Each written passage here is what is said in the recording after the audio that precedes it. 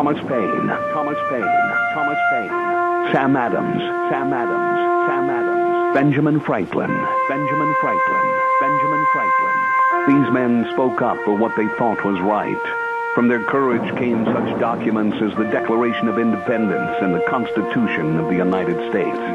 From their willingness to speak what was sometimes unpopular but right, we enjoy such liberties as freedom of speech, the right to keep and bear arms, and freedom of religion. There are those who still wish to oppress our freedoms, and there are still patriots willing to stand up and defend life, liberty, and the pursuit of happiness.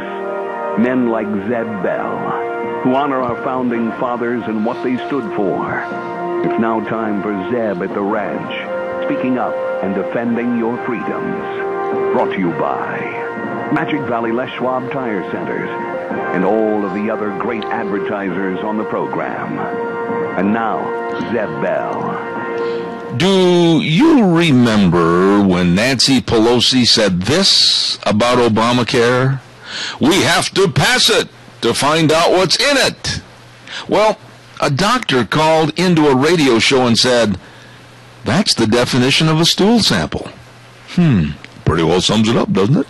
Good morning, here comes Kate Smith and God Bless America, followed by a Patriot with our Pledge of Allegiance on a Thursday.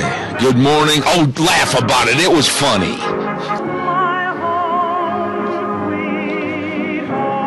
Thank you very much and welcome to Zeb at the Ranch on a Thursday. I can't help it. I got to giggle about that. On a Thursday, my goodness, we're only a week away from Thanksgiving, and I'm Zeb Bell at Zeb at the Ranch with our main sponsor, your Magic Valley Les Schwab Tire Centers, all 7 locations serving you, along with some of our great advertisers, including our friends at Lee's Furniture, Floors, and More at 459 Overland in Burley, and our friends at Ramsey Heating and Electric at 2600 Overland Avenue in Burley. And now, the daring and caring and sharing brunette. Good morning, Gina. Good morning, sir. And how are you on this fine Thursday? I'm stiff and sore this morning. The change in the weather, the colder temperatures, and my old bones are going, want to bet? Yeah, my ankle, a couple of years ago, I broke my ankle really bad. Yeah. And, it is acting up on me today. So I'm feeling you, man. I'm feeling you. Hey, I'll tell you what, later on sometime this morning, we've got to talk about, and I have complete, and I mean this, compassion and sympathy for you tomorrow. Why? Well, actually on Saturday. Because your Idaho Vandals, why? Why in the world in November of all times of the year would they schedule a game with Florida State University, which happens to be the number 1 team in the nation? Why? I don't know, but I am supporting my Vandals today, and I'm wearing my Vandal hoodie, so go Vandals. Do the term of Custer's last stand sound familiar to you there, Kingfish? Well, we just might pull one out. We just might do it. Do you realize what the Vegas odds are on that? I know, and we are so scheduled to lose this game. Yeah, but you know something? Wouldn't it be it would turn the football world in Vegas upside down and crossways if Idaho beat Florida State? Oh, it would turn the Vegas odd makers upside down. They would probably they would turn gray instantly. There would be bookies standing out in the intersections waiting for buses to hit them. It's true. One can always hope. That would be just a wonderful Christmas present to all of us Vandal fans. Oh, well, after all this, do we have somebody with the pledge? We have Mr. Michael Rogers on for the pledge and for the weather. All right, good morning, Michael. The pledge, please. Morning, everybody. I pledge allegiance to the flag of the United States of America and to the republic for which it stands, one nation, under God, indivisible, with liberty and justice for all. And like I stated to you yesterday, it's going to get cold today, and it's working out as advertised. Sunny, it's cloudy right now. It's going to turn to sunny and cool for today, and we're going to struggle to get up into the 40s. We're going to be cold today. 19 for the overnight low to continue tomorrow, but we'll have nice sunny weather and cool temperatures all the way through the weekend. Enjoy the weather. It's the only weather you got. Zeb Bell, I have a question for you. Yes. Did I hear you correctly? Idaho's playing Florida State? Yeah. And where are they playing? Are they playing in Tallahassee? Yeah. Don't mock me, Michael. Don't mock me. No. I would never do that. You know what, though? I got to tell you. Let me involves children. Let me interrupt here. These are not grown adults getting paid. This is children. Yeah. Idaho could win that ball game. So, as far as I'm concerned, even if they do win, wouldn't surprise me because that's what happens when kids play. There you go. That's why I just wanted to state my cause. Okay, buddy. Hey, thanks so much. World's best weatherman, MichaelRogersWeather.com. By the way, there is a bright side to Idaho playing Florida State. You know what it is? What? They get paid $900,000. And that's it. I can tell you that's exactly why they're doing it. Oh, yeah. Exactly why they're doing it. Yeah, but I mean, for $900,000, how many ambulances and carry carts is that going to buy? You know, I would gladly lose for $900,000. Okay. Well, hey, money talks. I know. Hey, we've got to sell some cattle, and then I'll take some calls. Okay, because we've got Al on the phone. Oh my goodness, bring those cattle in here. You got it. All right, it gets the steer calves. They're here to get $1.31 moment. That's the voice of Merv May, world's greatest auctioneer. Him along with Lance Udy and the rest of the crew at the Burley Livestock Sale Yard. Sale time today. They're going to start at 10 o'clock, boys. They got a ripping good bunch of calves coming in. So sale time at 10 o'clock this morning at 1100 Occidental Avenue in Burley. Here's a little bit of the partial list of the rundown today. The Bedkey crew, Bud, Brandon, and Will are bringing in 65 head of butcher cows. Joyce Ward up at Elmo. Hello, Joyce. 142 head of calves. Rod Kendall, my old buddy. Hello, Rod. Rupert, Idaho Cowboy Paul. 52 head of calves. Split Butte Ranch, Minidoka. Hello, David. 65 head of calves. Ron Skidmore, that is, up at Stone. 35 head of calves. Good to hear about him. Doug Johnson over at Ingham. 40 head of calves. Carl Horn over to Shoshone. 45 head of good calves. Aramo Ranches over at Stravell. They're bringing in about 35 head of cows. And Shorty Williams out of Grouse Creek, and he's bringing in a semi-load of calves. I'm telling you what, it's going to be a great sale today at the Burley Livestock Sale Ring, 1100 Occidental Avenue in Burley. For more information, 678-9411. Merv May, sell those steers. All right, it gets the steer calves. They're here to get $1.31 moment. 31 going out, 32, 2 and a half, 3 and a half, 134, 4 and a half, and 5 and a half, 130, 550, 135 and a half, sell them $1.35. Zeb Bell gets bottom again. Amen. Al Butler, how are you this morning? Good morning, Zeb. I got to correct you on one thing. What? Alabama's number 1, not number 2. In the poll, Florida State was number 1. Yeah, in the poll I've got right here, it says Florida State's number 1. Well, you're wrong. Poll is Alabama. Well, keep in mind that there's more than one poll, and the one I have over on the other desk said that Florida State was above Alabama. But I'm not going to argue with you because I thought Alabama was number 1. When I read that, I didn't think it was quite right. More power to Idaho. I just hope they have better insurance than Obamacare. That's not funny, Al. That's not funny, Al. Oh, well, come on now. You're hurting her feelings. Well, I still love her. Okay. But last night it come across late that the House has put a resolution up and passed it to get the Abedini released from prison over there. Yep. There's no question in my mind that this is starting to come as a forefront issue with this administration because the heat is on. There's a lot of people that are absolutely fed up with the delaying of the process of freeing a man that had done absolutely nothing wrong. Now we'll still wait and see what Harry Reid does. Please don't go there. Okay. My dear friend, thank you so much. God bless. Love you, Gina. Love you too, Al. Well, maybe. Hey, calls are welcome, 436-2244-1-866-927-4587. Middlecoff Ford Lincoln Body Shop. Oh, they are the best at fixing up your crinkles and wrinkles on your cars. 1243 Blue Lakes Boulevard in Twin Falls. Yes, sirree, they strive to make your vehicle repairs undetectable. Large or small, they can fix them all. Give them a call. These folks are really good. I know firsthand experience. 736-2490 Middlecoff Ford Lincoln Body Shop, 1243 Blue Lakes Boulevard in Twin Falls. Really, really nice people. Also, hey, listen to this. I'm going to give you just a little teaser. We're going to have a great big Christmas gathering over at Valley White Home and Ranch on December the 12th. And guess who's going to be supplying some great, delicious cinnamon rolls for that first hour of that morning? Sophie's Chatterbox. Ooh, 530 East Street in Rupert. Oh, my goodness, you better order your Thanksgiving holiday treats right now. Get your order in by Wednesday so that they can enjoy the good evening on Thursday. They can make any type of pie imaginable with homemade crust, homemade rolls, loaves of bread, cookies, cinnamon rolls. Oh, it's great. Come on in to Sophie's Chatterbox at 530 East Street in Rupert. Open 6 in the morning to 6 p.m. on weekdays. Wow, that's a good place to eat. All right, give us a call, 436-2244, 1-866-927-4587. Like to hear from you, so give us a jingle. Why, and I really would appreciate it if somebody would call me right now. Call me and tell me why we would ever think of apologizing, offering any kind of apology to Hamid Karzai of Afghanistan. Why? You realize they needed us. Afghanistan needed us, and you've heard this on the news. I mean, all the reports and everything about a letter that's going to be conjured up to give an apology for what they seem is inadequate or overabundant responses. It doesn't make any sense. Some of the words they used were just absolutely ridiculous. In the fight over in Afghanistan that took the lives of what they say are innocent Afghanistan people, they needed us and our soldiers. They asked for our help.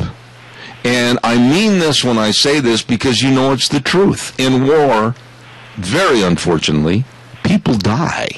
And it's not always the bad guys that die. And to demand an apology for our help and the deaths of our soldiers is beyond the pale. But here's the caveat. I don't trust this administration as far as I could throw this desk. I think they absolutely will probably write and sign the letter of apology. And I absolutely think it's another part of Obama's weakness to the world. No apology should ever be sent. Calls welcome, 436-2244, 1-866-927-4587. By the way, Ramsey Heating and Electric at 2600 Overland Avenue in Burley.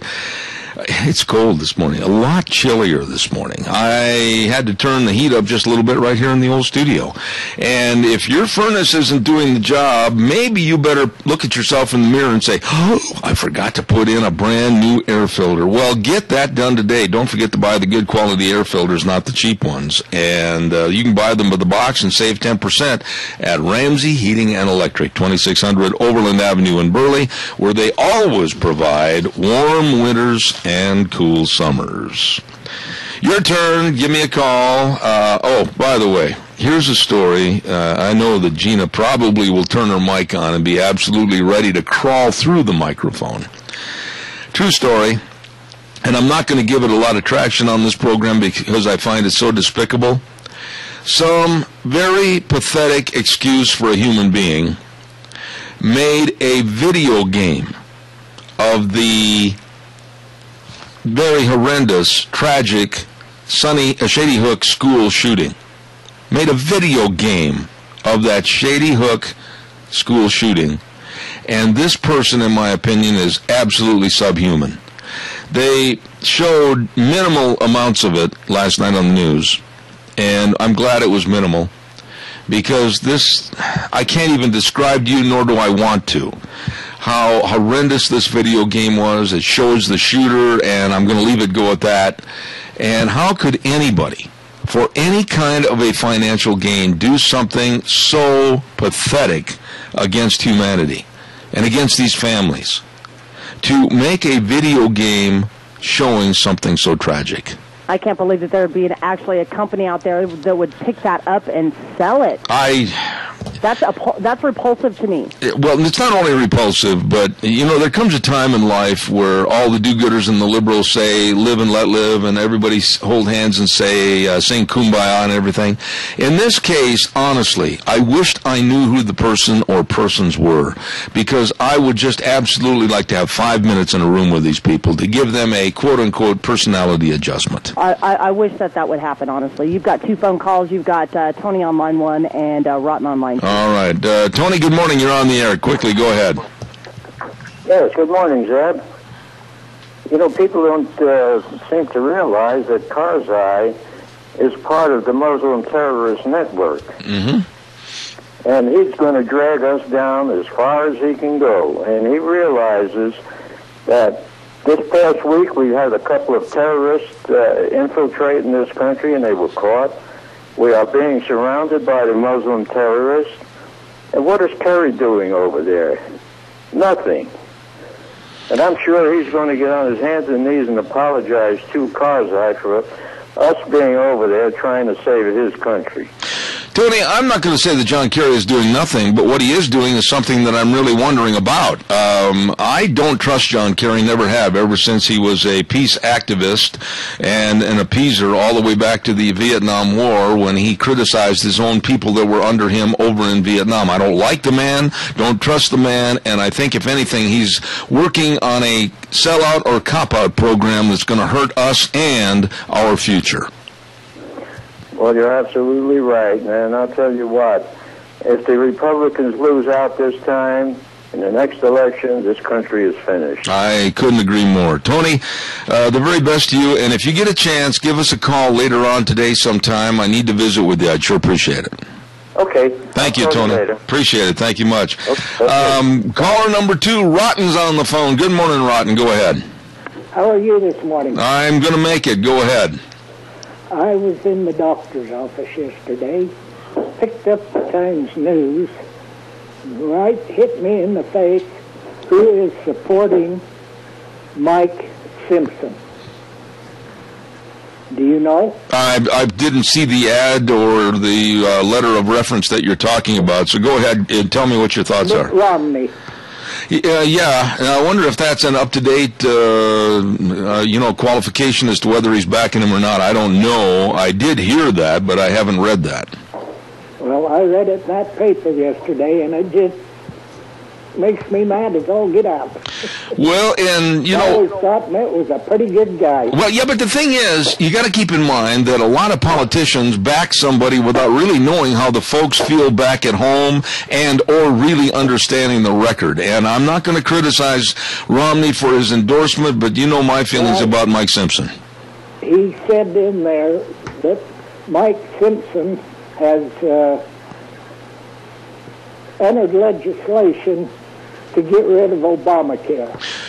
I have never heard of anything. Well, there's been quite a few pieces of legislation to limit Obamacare, et cetera. And yes, Mike Simpson has done a lot of good for the state of Idaho. I'll stand up and say that. But I also will stand up and say that sometimes I think Mike is out of touch with his constituents. I think sometimes Mike is out of touch with the media. I think sometimes Mike absolutely wants to stay out of touch with the media so he doesn't have to be confronted by people asking questions about what he is or isn't doing. That's the position I take with Mike right now. He knows that this forum right now is the most listened to forum anywhere in this valley in southern Idaho during the morning hours, and he stays away. If he wants to come on the program and he wants to offer an apology for what he did one time about calling us McCarthyists, worried about the Muslim Brotherhood and our administration, fine. I'll let him on the air. But until that happens, I'm not going to chase a parked car, try to get him on the air.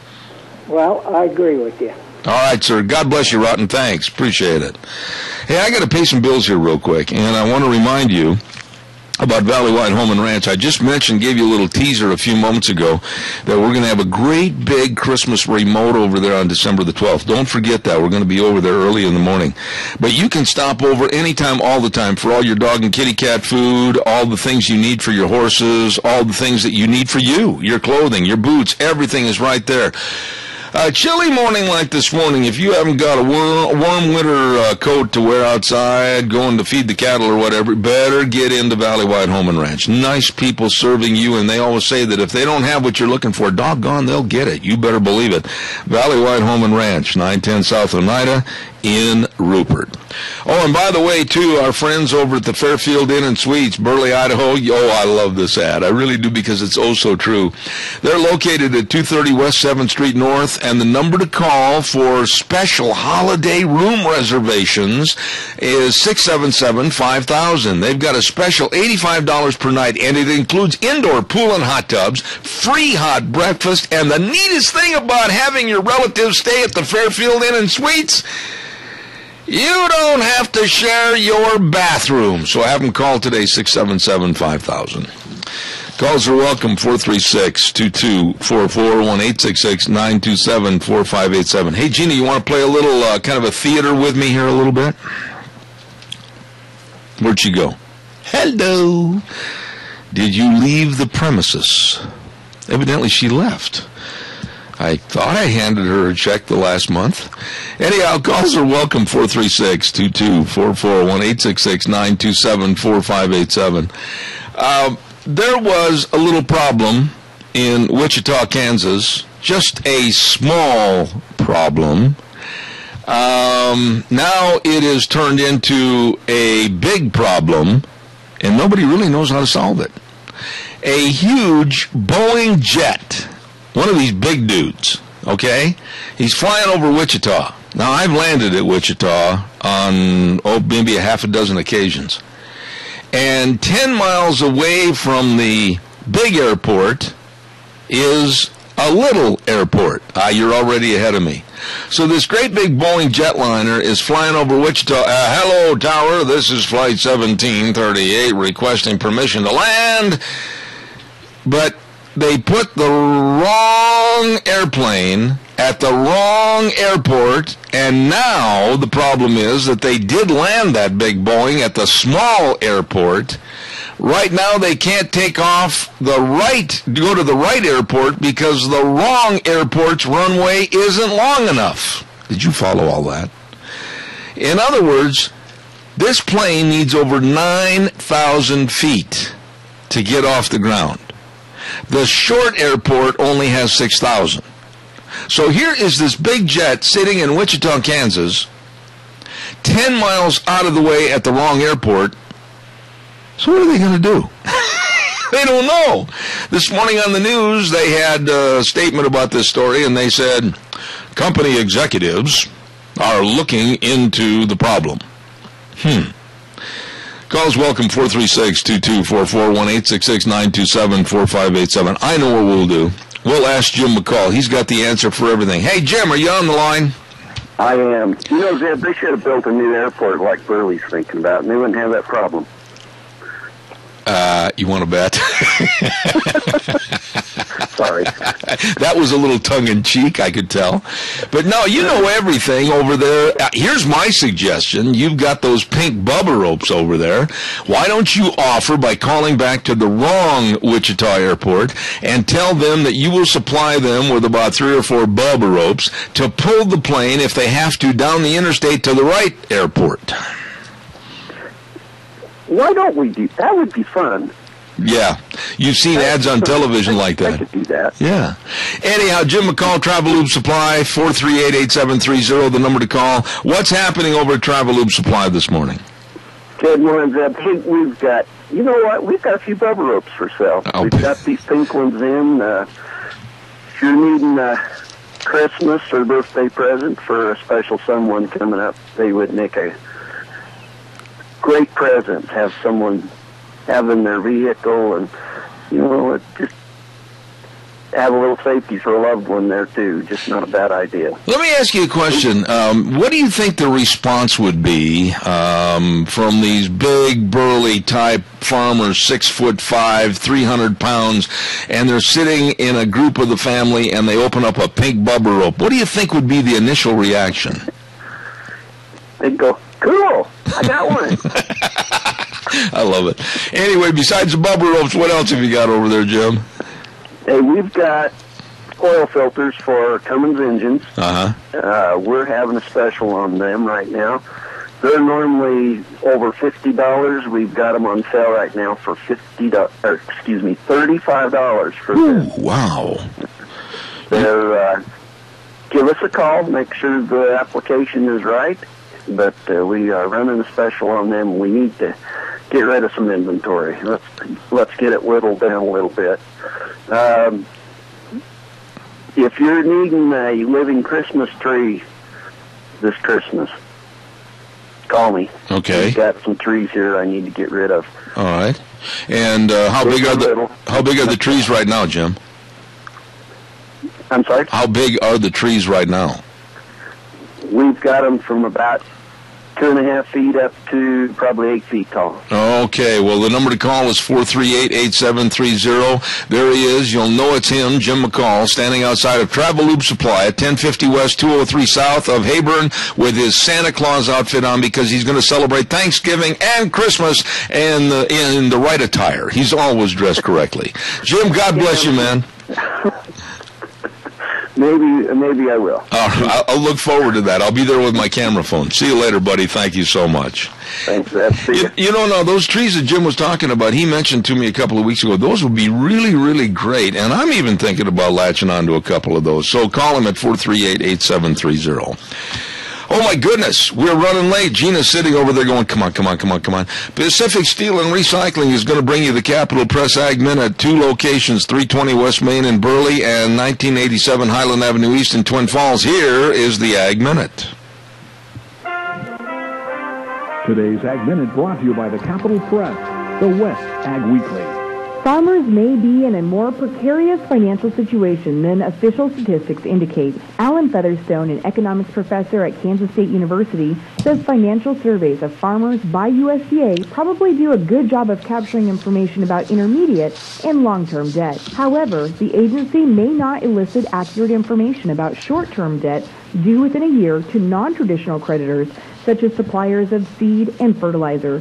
Short-term debt can account for 30 to 40% of their total liabilities. A sharp drop in revenue would likely have a greater initial impact on the repayment of short-term debt before intermediate and long-term debt were affected, Featherstone says. With the Capital Press Ag Minute, this is Hannah Brous. For more agriculture news and information, turn to the West Ag Weekly, the Capital Press, and CapitalPress.com. Thank you very much, Pacific Steel and Recycling. And they tell you they're having a canned food drive this month in November. You tell them old Zeb told you to get in there with some canned food, and all the proceeds go to the Helping Hands. You bring in 2 cans of food and receive 10 cents more per pound and $20 per ton for iron and tin at Pacific Steel and Recycling. 2 locations, 320 West Main in Burley and 1987 Highland Avenue East in Twin Falls. Oh, my. Let's get some calls in here. 436-224-1866-927-4587. Gina, I got a question for you. Don't go away. Are you there? No, I ran away. Oh, you did a minute ago. You scared me there for a minute. I'm the only person here in the building. Oh, and so you had to unlock the door and let the janitors in and everything. Yeah, pretty much, yeah. Have you seen, and I got to be careful how I handle this, but have you seen on television a commercial, and I don't know what the commercial is about, but you see this man and this woman, and they're in a tent, okay? Okay. And then the last shot of the commercial is that the tent is built, or it's propped up on the side of a cliff with nothing underneath it, nothing out to the front, nothing up to the top. It's just kind of hovering right there on the side of the cliff. I guess these are these mountain climber tents? I've not seen those, but I don't like heights. Well, it's not only the heights. And I want to phrase this and be as professional as possible, okay? Okay. So bear with me on this. And don't bury me with a great big Phyllis Diller laugh, because that would give it away, okay? Okay. But you're giggling. My question is, these mountain climbers that put these tents on the side of these cliffs, what happens in the middle of the night when you got to go to the bathroom? You know, how do I put this gently? Maybe they have facilities inside the tents they can take care of that with? Oh. I'm just throwing that out there. I bet you they throw it out there. Probably so, but I don't hang it out the door. Wow, now wait a minute. You asked. Kim Lee just went into the barrel pit. Thank goodness he's still in St. George. Oh yeah, but he's coming back with pink slips. But I got really worried about this ad I saw on television, because this guy and this gal are in this tent, and then the last shot shows them, kind of hooked onto the side of this cliff, about 500 feet up in the air, and I thought, holy cow, what happens if the guy thinks that he's at home in his own bedroom and has to get up and go to the use of the facility? I mean, that first step is going to be a Lulu. You all right, honey? Yo! I don't have You would never find me in one of those tents, ever. Deanne and I saw that ad on television the other night. We both kind of looked at each other like, how dumb are these people? Apparently they like to live the life on the edge. Yeah, but I mean, you really would get to know somebody. Yes. Let's leave this alone, shall we? Cool. Okay. Let's segue. We have got Fred on the phone for you. I'll bet we do. Fred, hang on a second. I got to pay some commercials while I still have some people left on this program.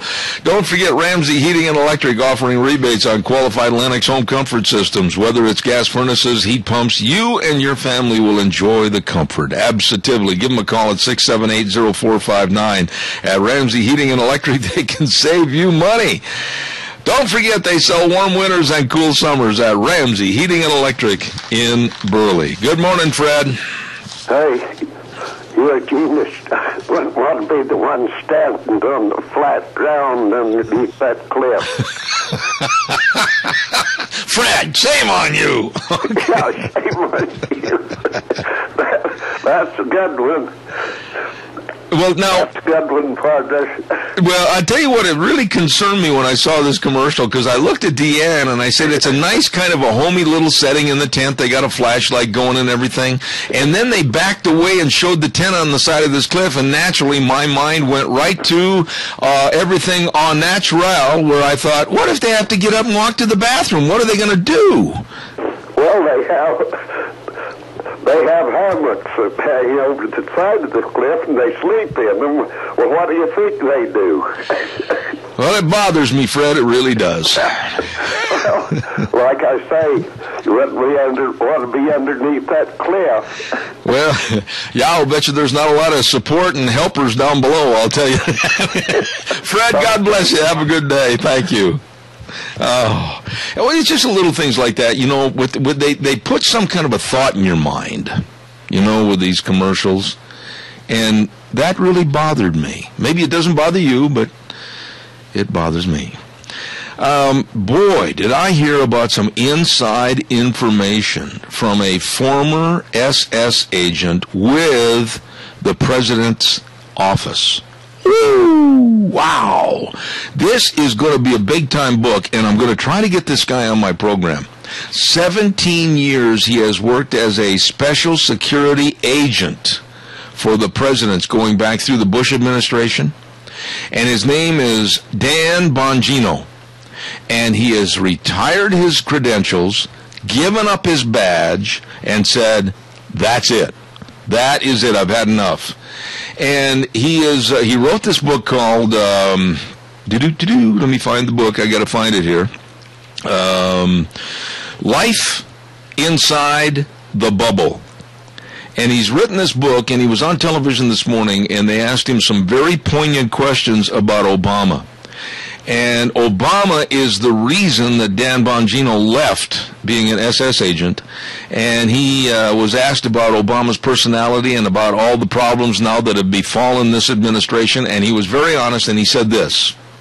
He said, Obama is completely overwhelmed and totally unprepared for the presidency. And he said that Obama honestly doesn't understand what needs to be done. Now, that's not from me. That is from a Secret Service agent that was right there in the room with Obama on most occasions and followed him on the flights on Air Force One and also the helicopter, etc. Lived basically right with Obama as his number one protecting agent. He said that Obama is overwhelmed, unprepared, and doesn't understand what needs to be done to lead America. Boy, that ought to leave you with a cold feeling. Calls are welcome and appreciated. Now, what we're going to do at 10:20 this morning, we are going to give away two 2 turkeys on behalf of our Thanksgiving drawing. Now, we've had a lot of people send in their names and their Thanksgiving paragraphs, but we're going to give away 2 more turkeys next week, so hurry up and get those in. It's a short paragraph, what Thanksgiving means to you. And we're going to have the drawing coming up at 10:20 this morning, and our thanks go to Valleywide Home and Ranch over in Rupert, Ramsey Heating and Electric on Overland and Burley, Smith's Food King, and, of course, right through Zeb at the Ranch. Send those to zebattheranch@hotmail.com. Good morning, caller. You're on the air. Doesn't that give you a warm, fuzzy feeling? What? What that secret agent, or that guy on TV that was Secret Service? No, I'll tell you what, it solidifies what a lot of us have said ever since this man run for office. He was totally unprepared and totally unqualified to be the president. He's never run anything. He's never run a hot dog stand. And this man has no abilities whatsoever for leadership in this capacity. And if you'll look back at the programs, and I've got the tapes from way back when he was still an Illinois state senator running for this office, I said that he was totally inept and unprepared, and I'll stand behind it. Yeah, I was being a little sarcastic. No. I understand what you said. And I appreciate your comments. I wasn't making light of what you said. But what this man that worked right elbow to elbow with this president, he turned in his badge, turned in his credentials, so he's Joe Common Citizen now. And when he says something like he's overwhelmed and unprepared and doesn't understand, I'm telling you something, Doug, it scares me. It does. It's scary as hell, and it's this guy has, like he said, no idea what he's doing and how he's doing it, and he's proven that. Well, look at Obamacare. Look at Obamacare. Yeah, and did you see Fox News run last night on Kelly Files? Did you watch that? Bits and pieces. What aspect are you talking about? Where they showed the deal Obama when he was running for office, and he was saying George Bush is doing this with a stroke of a pen, doing end runs around the Constitution, and I believe in the Constitution. I taught it for 10 years, and I'm going to obey the Constitution. Mm-hmm.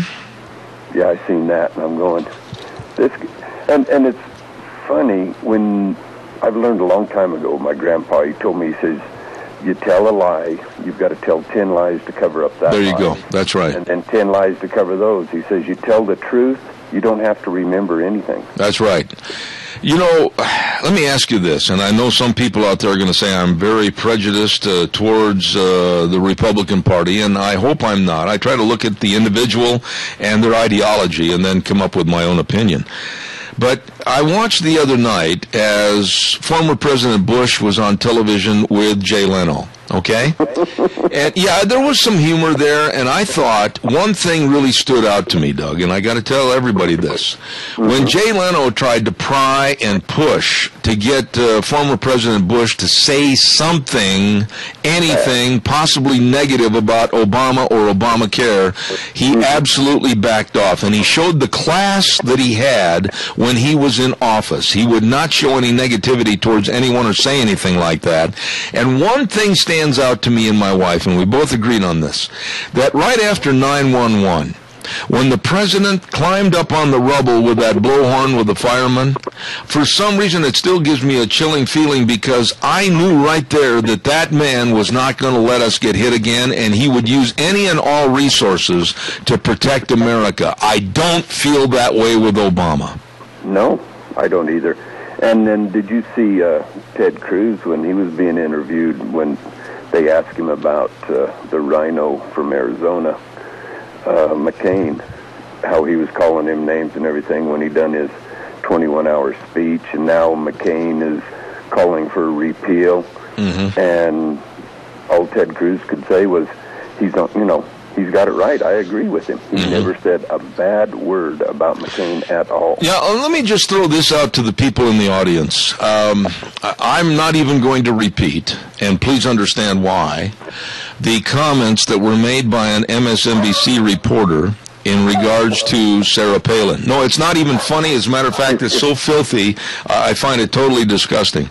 The remarks were made on the air the remarks were scripted onto a teleprompter so that the producers and everyone else at MSNBC knew beforehand what this jerk was going to say about Sarah Palin.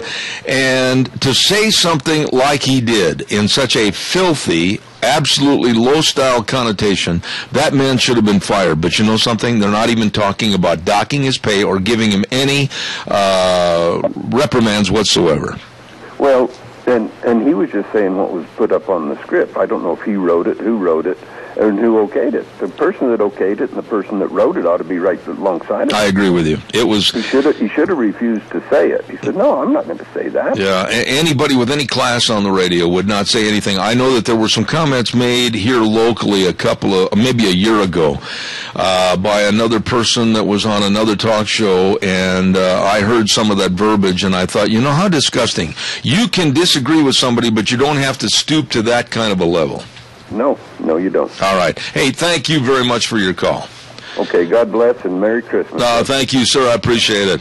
We're going to have a weather forecast here. Somebody just stumbled into my office, a homeless person that was trying to hitchhike down the road, and we're going to have him on the program in just a minute. I know he's going to throw something at me in just a minute, but let's have a weather update brought to you this hour by Quality's Electronics, 1730 Kimberly Road in Twin Falls. They've got TVs. They got them stacked up. Oh, my goodness. Check out all the big flat screens. Yeah, buddy, it's all kinds of home entertainment fun. Quality's Electronics, 1730 Kimberly Road in Twin Falls. Here's Michael Rogers. Hi, everybody. Michael Rogers from MichaelRogersWeather.com. 37 for the high today. It'll be mostly cloudy, then turning clear. 19 for the overnight low. More the same for tomorrow. Look for daytime high under sunny conditions, about 38. Be advised, heading down U.S. Highway 93 southbound, stay heading for Wells for Ely. You're going to run into a lot of snow down there. Please be careful on the roads if you're driving today. Other than that, enjoy the day, enjoy the weather. It's the only weather you got. Thank you, Michael. Brought to you by Quality's Electronics, 1730 Kimberly Road in Twin Falls. Jack Euler, my goodness sakes, pull that microphone up there. What are you doing here this morning? I heard that you paid your mortgage, didn't you? You're not homeless, are you? I got the wrong mic on. Go ahead. Now can you hear me? I can hear you. Okay. Yeah, I can hear you. Yeah, I paid my mortgage. No, seriously, Jack is one of my dearest friends and has done so much for the state of Idaho. And politically speaking, you've had a chance to interview both of the contestants, if you will, that are one's running for re-election, the other one's trying to take it away from him, Mike Simpson and Brian Smith. What are your thoughts? I'd like to hear your opinion on this. Well, yesterday was the first time I've ever met Brian, but I spent an hour and it was just myself with him and his staff, and it was a good experience. I told him a little bit about what he had to face because of my experiences with Washington, D.C., but it was a good experience, and I told him, remember, you're only one vote of 435. But let me ask you this. When you interviewed the man and sat there and talked to him about it's a big, big challenge to try to beat an incumbent like Mike Simpson. But do you think after you had a chance to sit and visit with him, and let's be honest, that's what this program's all about, does the man have the capabilities and the abilities to do the job? I think so, just from that one meeting. But, you know, I'm ready for a change. Now, when you say you're ready for a change, why? I mean, I know you've got your likes and dislikes on various subjects, but when you look at the overall picture of what Mike Simpson has done for the state of Idaho versus some of the negatives, where do you stand? He never would give up the White Clouds issue, and still hasn't. That's been a thorn in my side for quite a while. But some of the things that are going on in Washington, D.C. right now is the main reason, and it has. I'm going to keep my mouth shut about what's going on. Well, let's just say, let me ask you this. Let me phrase it differently. Do you think that Mike Simpson has been forceful enough and dynamic enough on the issues to really tip the cards for his constituents, or do you think he's just kind of gone along with the crowd? Well, I think they all get that disease after they've been there for a period of time. Kind of a relaxed, I'm one of the good old boys. Yes. Yeah. And what I was referring to was personal things about his personal life. But I won't go into that. Well, the thing is, do you think of all the challenges in the past, that this one with Brian Smith is one that needs to be really watched? I was very upfront with him. I asked him about his beliefs and his family and that kind of thing, because I think those things are important to me, because I think that's why this country is in trouble, because of the family structure today. And some of those things bother me, and I just forcefully ask those questions. I mean, what do you think, real quickly, and I'm going to have him back on the air, and by the way, the door is open for Mike Simpson, too, to come on this program. I'm not going to close the door on anybody that wants to come on and politically give their opinions about where they stand. But what about, let's start first of all with private property rights. We know, and I've only got a short time here, Jack, that Agenda 21 seems to be really getting larger like a cancer across the United States. What are Brian Smith's thoughts about private property rights? He believes very strongly in private property rights, and he also believes that we got into the issue of the state taking over public lands in our state. And what did he feel about that? He's in favor of it. He's in favor of it. He says we're running into too many problems by people that feel they have a hammer over our head in managing our public lands. We have a caller with a question for you. Real quick, caller, go ahead. I'm almost out of time. Jack, Zeb, all you got to do is look at Mike Simpson's voting record. And that'll tell you he isn't a conservative Republican like he's supposed to be.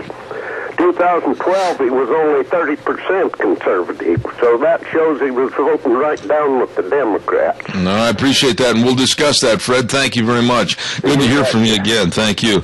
Okay, now, quickly, I'm going to run down some other things. You had a chance to visit with the man. He believes in private property rights and also wants to see the state of Idaho control more of the federal lands within the state. What about other issues? Water is very critical. What are his thoughts on that? He thinks that the water in the state of Idaho is Idaho's water, and we should be looking out for it, and because of what Idaho is. We need that water to irrigate our crops and take care of the things that go on in this state. What do you think, Jack, between the two individuals, and you know Mike very well, and now you've met this man, what are the key component issues that you really think the voters will see as definitively opposing each other? What are the key issues that you think they'll really come head-to-head on? I think the key issues is probably some of his record.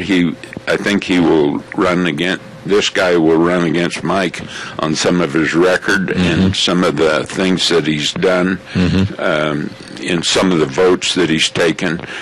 And, you know, after you've been there so long, you sometimes go along with a vote to get a vote from somebody else on another subject, and that gets you in trouble. Well, I will say this. I'll say this, and I want you to respond quickly, and then I got to do a commercial. But, you know, of our constituency, or I shouldn't say our constituency, our representatives back in the East Coast, whether it's Risch, whether it's Crapo, whether it's Simpson or Labrador, I've got to say that of all the people that have really bent over backwards to make sure they get on my program and ask about coming on my program, Mike Crapo, Jim Risch, in that order. I've always had to chase after Mike to come on this program, and I don't feel like I should have to. He should want to talk to his constituents because the Magic Valley is extremely important. They've got a lot of questions that are to be asked and should be answered. I talk talked about this with him, and I told him that never, if you get elected, never forget your constituents. I said, those are the people that put you there, and never forget them. And the news media, I don't think, and I really feel this way, shouldn't have to chase after politicians to get answers. When they're seeking election or re-election, they should be very, very open and try to come and make it as easy for us as possible. Totally true. We paid their way, and I think sometimes they forget him. All right, hold on just a second. Don't forget your Magic Valley Les Schwab Tire Centers, all 7 locations serving you. Service is the key word, and boy, right now they're ready for winter traction for you to get through all the ice and the snow and everything else. They've got the best in winter traction tires, all the different tread designs, and, of course, the tires that are pinned for studs. They've got the snow wheels. They've got, of course, the best in batteries, all your tire chains, and the best brake service and brake value promise in the industry. They really can take care of you. Please stop in and see Lane and Rupert, Dave on Blue Lakes and Twin, along with Mike and Buell, Mike and Jerome, the Twist family and Paul, John on Pauline and Twin Falls, and Randy on Overland and Burley, your Magic Valley Les Schwab Tire Centers. Caller, I've only got 30 seconds, real fast. Yes, I know for a fact that Mike Simpson never comes back to Idaho unless he has to. He literally lives in Washington, D.C., and that's where he prefers to be. Oh, hang up, thanks. All right. The caller just said that he thinks that Mike just prefers living back there on the Potomac than he does here in Washington, D.C. Your response quickly. I've only got about a minute left. I told the man that I felt the problem with what is going on in Washington, D.C. was that attitude about living on the Potomac. And I said, one of my good friends who was there for 22 years from Utah, he told me that's what the problem is those people get into that, and they become part of it. Real quick answer, Jack, because I am out of time. Wolf situation, there were only 125 wolves harvested this year through the hunt. Not enough. The hunt is still on. The trapping just started, and it's going to go. The Fish and Game Commission meeting was last week, and the Fish and Game Commission are all in favor of going after predators to protect the animal. Amen. It's about time. Yes. There you go. Jack Euler, God bless you. Thanks so much for coming by. Dear friend, Jack Euler here with us this morning, just stopped in to give us that information, and it's kind of a drop-in place anytime you want to come by. We appreciate it. Got to go to the news. Be back in 6. Don't go away. I love that drum. Crank that up. Good morning. Hour number 2, Zeb at the Ranch. And, of course, we're sponsored with our major sponsor, your Magic Valley Les Schwab Tire Centers, along with some of our great advertisers, including Lee's Furniture, Floors, and More at 459 Overland in Burley, and our friends at Ramsey Heating and Electric, 2600 Overland Avenue in Burley. There you go. I want to give a couple of announcements here quickly before we get started. I want to say thank you very much. Yesterday we had Joel Heward on our program, and thank you, Joel. Excellent job on behalf of Hanson Mortuary. The man has a great personality and really is very descriptive about not only his business, but about how they can help you and the family through a very, very tough time when there's the passing of a loved one. Please remember that they always uphold the highest ethical standards with unquestioned integrity. Give them a call, please. 436-5636, Hanson Mortuary at 710 6th Street in Rupert, serving you and your family. Also, I want to remind you about our friends, and I know they're over at their office right now, and they've been so busy as of late, and you can understand why. Cameron and Siemens Insurance, with life insurance, health insurance, retirement planning, employee benefits. You need to know if you're protected. You need to know about your security, so please don't put it off. Don't put it on the back burner and say, well, maybe next Monday. No. Call them right now, 436-4424. That number again, 436-4424. Cameron and Siemens Insurance, Highway 24 in Rupert, serving you. Well, lo and behold, the Chamber of Commerce. Good morning. Good morning, Zeb. How are you? I am fantastic. This does not sound like Kay Cameron. Who are you? Not Kay Cameron, and she was supposed to let you know. Well, she did, but you know what? I am the world's worst organizer as far as keeping notes. I write them on the back of, like, newspapers that I'm throwing away, or maybe some old note. I lost it, so please help me. I forgot who you are. Well, I'm Tammy Hanks. Well, Tammy. Memorial Hospital. I should have remembered your voice. How are you? Well, I'm pretty darn good. I do have a head cold, so I apologize for that. No. I sound like I'm in a dungeon or something. No, don't apologize. It was so nice to see you the other night at the chamber banquet, and I forgot. It's purely my fault. I forgot that you were coming on. What are we going to discuss this morning? Well, you know, we have our 15th annual Caring and Sharing Christmas Tree Festival next weekend. Okay. And I just wanted to give a big shout-out to the community and remind them of some of the events and attractions that we'll have, and let you know that, this is a wonderful community event over here in Minidoka County, and invite everybody over. All right, now let's start with the specifics. When, where, and what time? Actually, we start the day after Thanksgiving, which is Friday. Okay. Our gala luncheon, which is open to anybody who is interested in buying or purchasing items, at 11 o'clock from 11 to 2. Okay. And this is the first time the public gets to see the items that are for sale that have been donated by the community members. Mm-hmm. The luncheon is free, admission is free, and we would love to just have you come over and take a look. Absolutely. And what about information number if people have questions? How about mine? How okay. about 436-8124? How long have you been connected with this, Tammy? Well, since its inception, it started 15 years ago at the hands of Kathy Duncan and Patty Hansen. It started very, very small in the American Red Cross building, and it has grown considerably since then. Boy, you've kind of dedicated your life and everything else to really helping other folks, haven't you? Well, I try to be better today than I was yesterday, and I think that's all a girl can do. Well, I appreciate that. There's so many people right here in this area that really are caring and sharing, and especially, Tammy, at this time of the year. It just amazes me, Zeb, how many people. It just is so cool whenever you see the quality, the amount, the continuing support that comes in for us and for other things within the community. It's not just us, it's everybody and it's everywhere. But we're very, very grateful to be living here and to seeing what happens. I do have to say thank you to our service clubs who deliver all of these items the day after our event closes. The Rupert Rotary Club and the Rupert Kiwanis Club.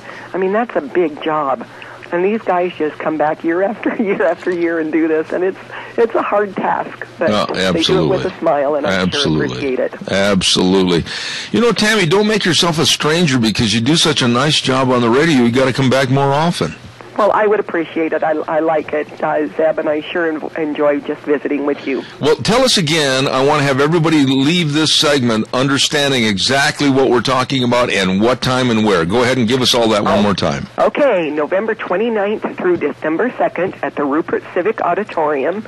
That will be our Caring and Sharing Christmas Tree Festival.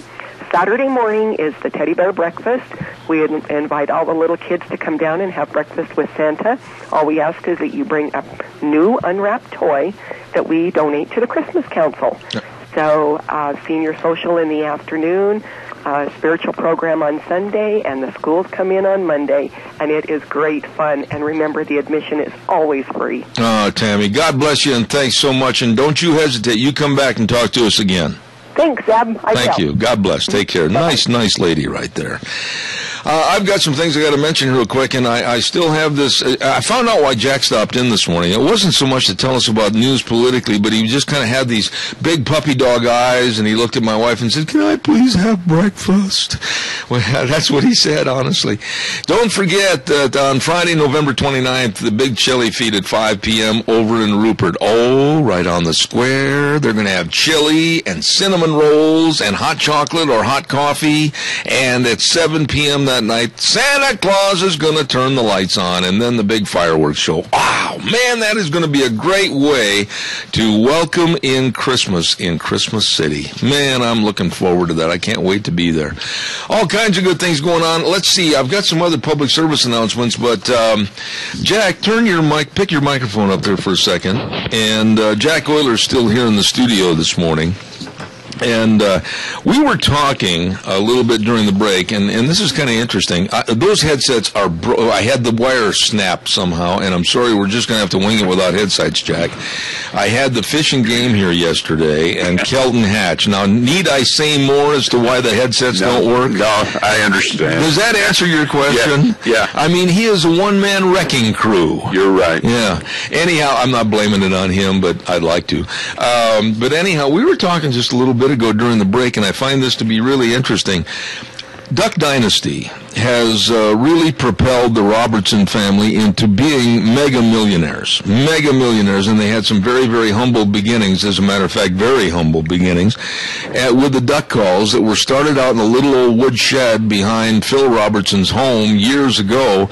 And my question to you is, I know your grandson, Jed, is very accomplished, has won a lot of awards and trophies for duck calling. Does every single duck call that's made, does it have a different flavor, a different tone, or is that up to the user? Well, it's up to the user as to what actually comes out of it. But any of the good duck calls that are class, and when I say good duck calls, I guess I would say a duck call that costs between $100 and $150 is a good duck call. Now, wait a minute. You're trying to tell me that those duck calls, and I don't know anything about this, they're running that expensive? Yes. Jed always, when he participated in all these contests across the West, and all over the United States, he was blowing an RNT duck call that cost $149.50. Okay, $150 for a duck call. But you, as the user, like Jed's case, when he wins these different contests, they really have to study and listen and possibly go to the woods, go to the lakes, go to the ponds, and really hear what these ducks are doing, don't they? Yes, but he learned it through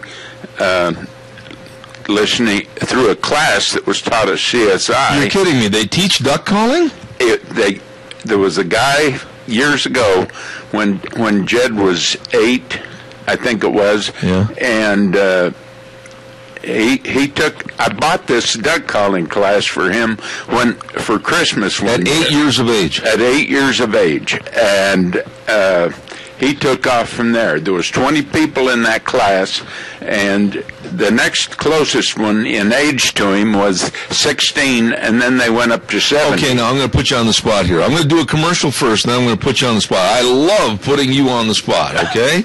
Okay. All right, don't forget, hey, you got to be at our next lunch bunch, too, by the way. Okay. It's going to be December 5th, and it's a combination of Thanksgiving and Christmas, okay? And all you have to do to get in the door is bring me a gift. I'm kidding. Perkins Restaurant and Bakery, 800 North Overland in Burley, the home of Zeb's Lunch Bunch, and boy, we've got a ripping good holiday lunch bunch planned. At Perkins, they believe in being the best buds with your taste buds. The food is fantastic. Breakfast, lunch, dinner, and of course their bakery. Oh, their pies. Greatest pies you'll find anywhere. Or how about their muffins, like the raspberry and cream mammoth muffin? Woo-hoo! I love them. They're open 6 in the morning till 12 a.m. every day. You're going to love it at Perkins Restaurant and Bakery in Burley. Okay, now. Well, I've already figured out what gift I'm going to bring you. I'm going to bring you a sack from those climbers on those cliffs. You were listening. Did you see the ad on television? I didn't see the ad, no. No, I don't want to spend a lot of time on this because Gene and I were walking on very thin ice on this thing. But here you are, and they've got these mountain climber tents, and they sit right on the side of a cliff. You're 500 feet up in the air, or maybe 1,000 or 2,000 feet up in the air. And all of a sudden, nature calls. You ain't going to take a step out that tent flap, are you? No. Okay, duck calls. Now, can you discern by listening to a duck call what kind of a duck they're calling? Yes. You can. I can't. My grandson can. So you can't, but he can. He can. I mean, and any of those duck calls are, this one company sends him boxes full of duck calls to assemble and tune. Every duck call that is classed in this $100 to $150 class, it might be lower, but I don't know for sure. Yeah. They're all hand-tuned. I mean, he tunes them, and there's 7 different calls that ducks make. Really? Yes. Come to dinner, whatever. One of them is a feeder call. A feeder call. A feeder call. Okay, which means I found the buffet, come on over. And that's right. Okay. And, I mean, this kid can do them. Really? Now, how does he, okay, dumb question, I know, audience, I know, but how does he know, Jed, or any duck caller, a feeder call from a, hey, honey, come to bed? Well, through his experience, and he picked it up, and he was a natural. Really? And went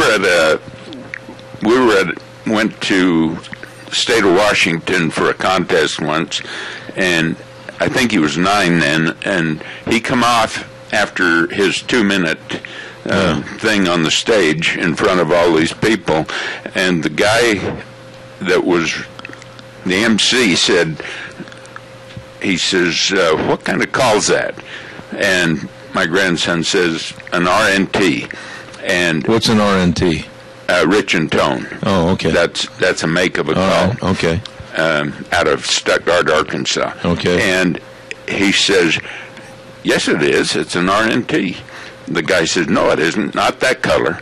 And he handed it to the guy, the guy asked for it. And he looked at Jed, which is a little short kid. Yeah. And he says, that call's been made for you, hasn't it? He says, yes. Oh, Peter. Well, now, when you do this kind of thing, I'm still kind of mystified about the different calls.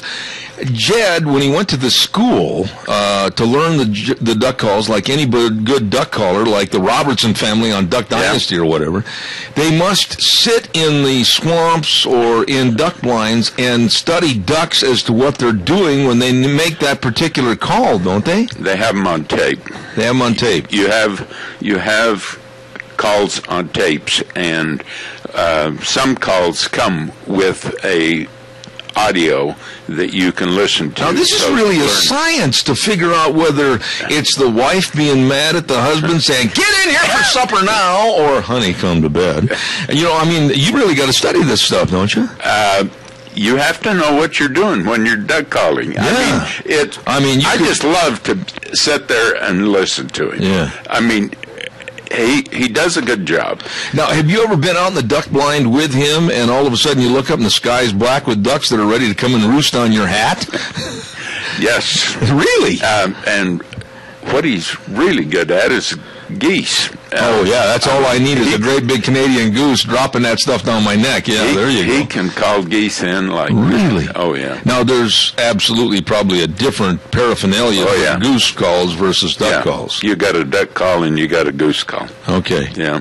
But all his experience in Stuttgart, Arkansas was qualifying for the World Championships in Stuttgart. And it might be...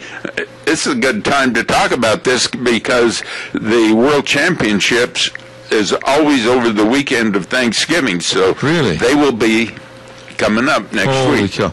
Now, quickly, excuse me, you said at one time we were talking here a couple of months ago that the Duck Dynasty family has on many occasions come up to Hagerman duck hunting. That's right. And Jed's gone with them. I know right where the blinds are. Really? But you're not going to share that with us. Sorry, I didn't think so. But now, does Phil, the father, the patriarch of the family, does he come up, or which one of the boys comes up? Do you know? The most I have ever seen was 4 of them at a time. Boy, that's plenty. So they fly around the country duck hunting and having a good life. Yeah. Oh, my. And Jed, he's on a mission right now. Yes. And when's he going to be coming back? 2 years. 2 years. Almost. He's been gone about a month. And then he'll come back and continue his duck calling. Of course, that's something he can take with him, isn't it? Oh, yeah. Yeah. Jack, I'm telling you, that's really interesting because I'm going to be listening to that program, and so the reeds and everything they put in these different duck calls all serve a different purpose. Yes, and it depends on how that reed is tuned as to the sound that comes out of it. So the one brother, I think it's on Duck Dynasty, Jace, is the one that does the final tuning on the duck call. So they're basically, all your duck calls that you buy have had somebody else's lips around that duck call. That's right. I mean, holy cow. That's reality. Those duck calls are made to work prior to going out for sale. So it's a big science in a way. Yeah. Holy cow. But people have done this for years, and that they're still doing it. How come you didn't send us a paragraph about why you appreciate Thanksgiving and get entered into our contest that we're going to draw for next hour? Well, that's why I stopped, just to get my turkey. Well, every time you come in my house, I always feel like we've been blessed with a turkey. Well, okay, since you're throwing them at me, what's that thing behind your head? That's President Obama. We have a caricature, a mask of President Obama. We felt so humble in the way that he's tried to introduce Obamacare. We thought we'd pay him homage on this program. Boy, he looks nice. Not really.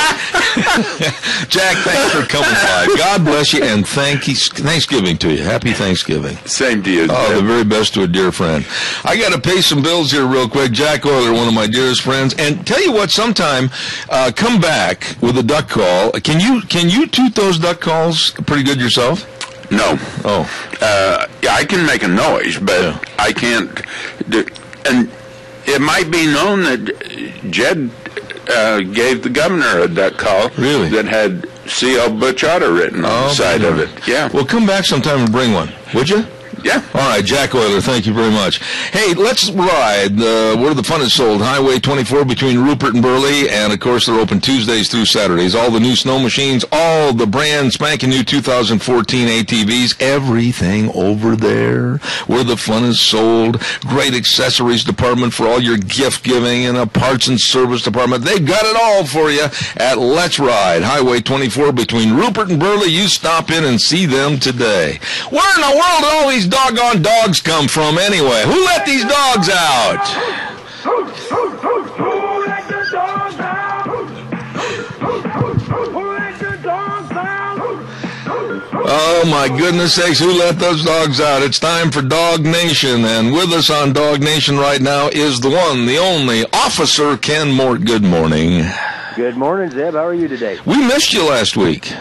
Yeah, unfortunately, I was up in Yakima at a funeral. Oh, I'm sorry, but you were highly... You forgot, didn't you? Because I told you on that Wednesday. No. I forgot, but we got you covered. on that Monday. We covered it. I'm telling you what, Gina jumped in, and she had lost dogs being found dogs and everything else. It was fantastic. That's great. Now, what are we going to talk about this morning? Well, this morning we're wanting to feature Chase.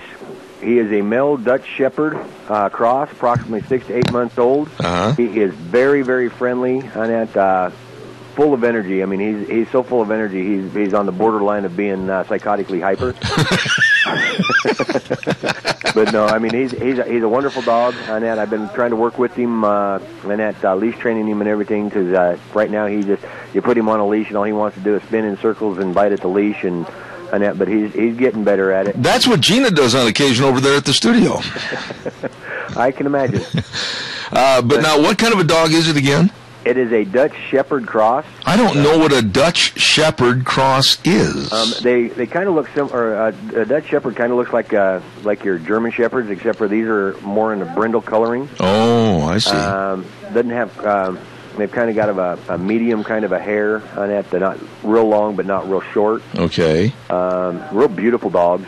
I mean, great companion dogs and stuff. And I mean, they take real well to people and are really friendly to everybody, and I mean, just wonderful. Oh, now how old is he? Between 6 to 8 months old. Oh, well, he's just going to fit right into a growing family.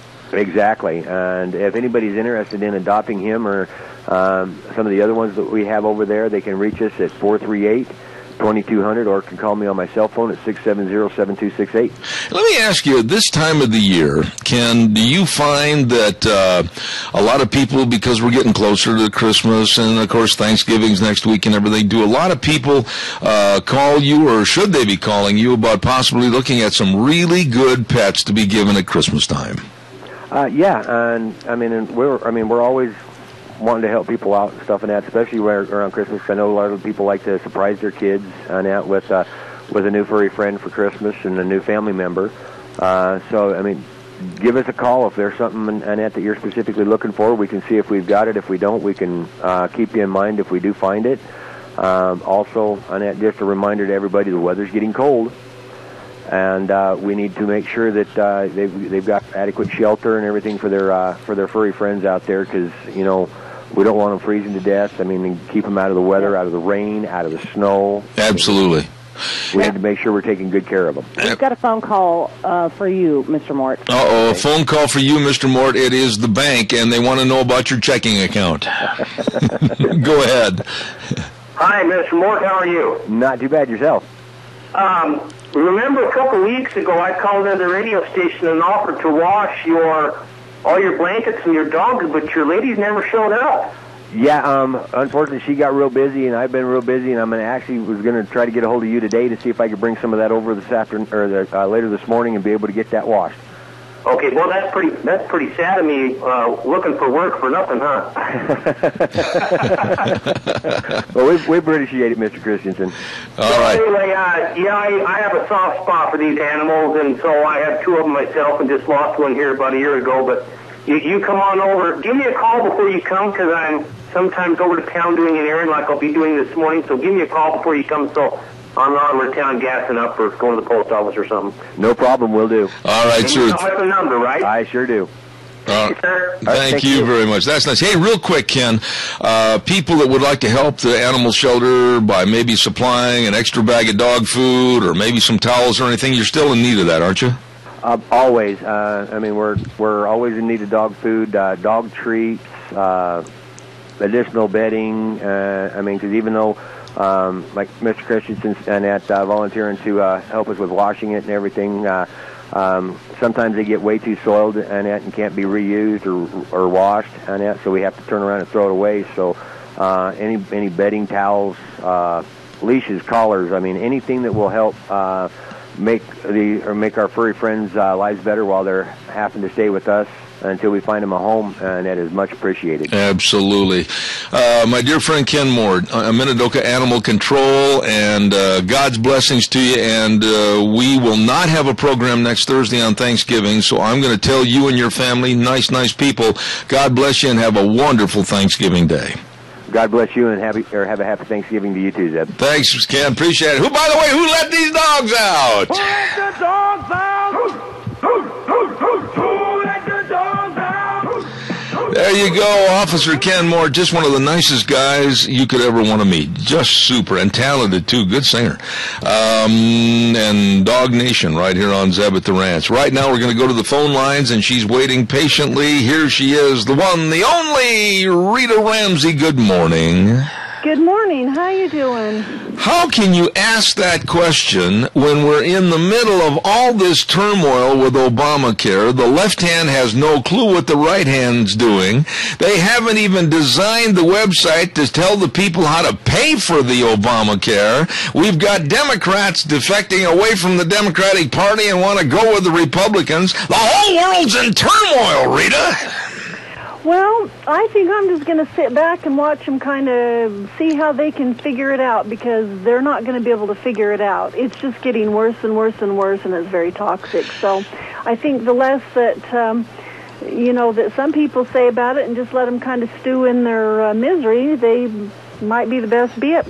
No, okay, now let's talk about this a little bit. Rita, you're a business lady, and you know what it takes to get to the office in the morning and conduct a day of positive business. You can't be going around fixing something that needed to be done a week ago, a month ago, or whatever. You can't make progress, and you're certainly not going to make any money. Now, here's Obamacare, that they had 3.5 years to get this thing so that they could put it on a website and have it ready and amenable for people to get on and hopefully try to get a policy.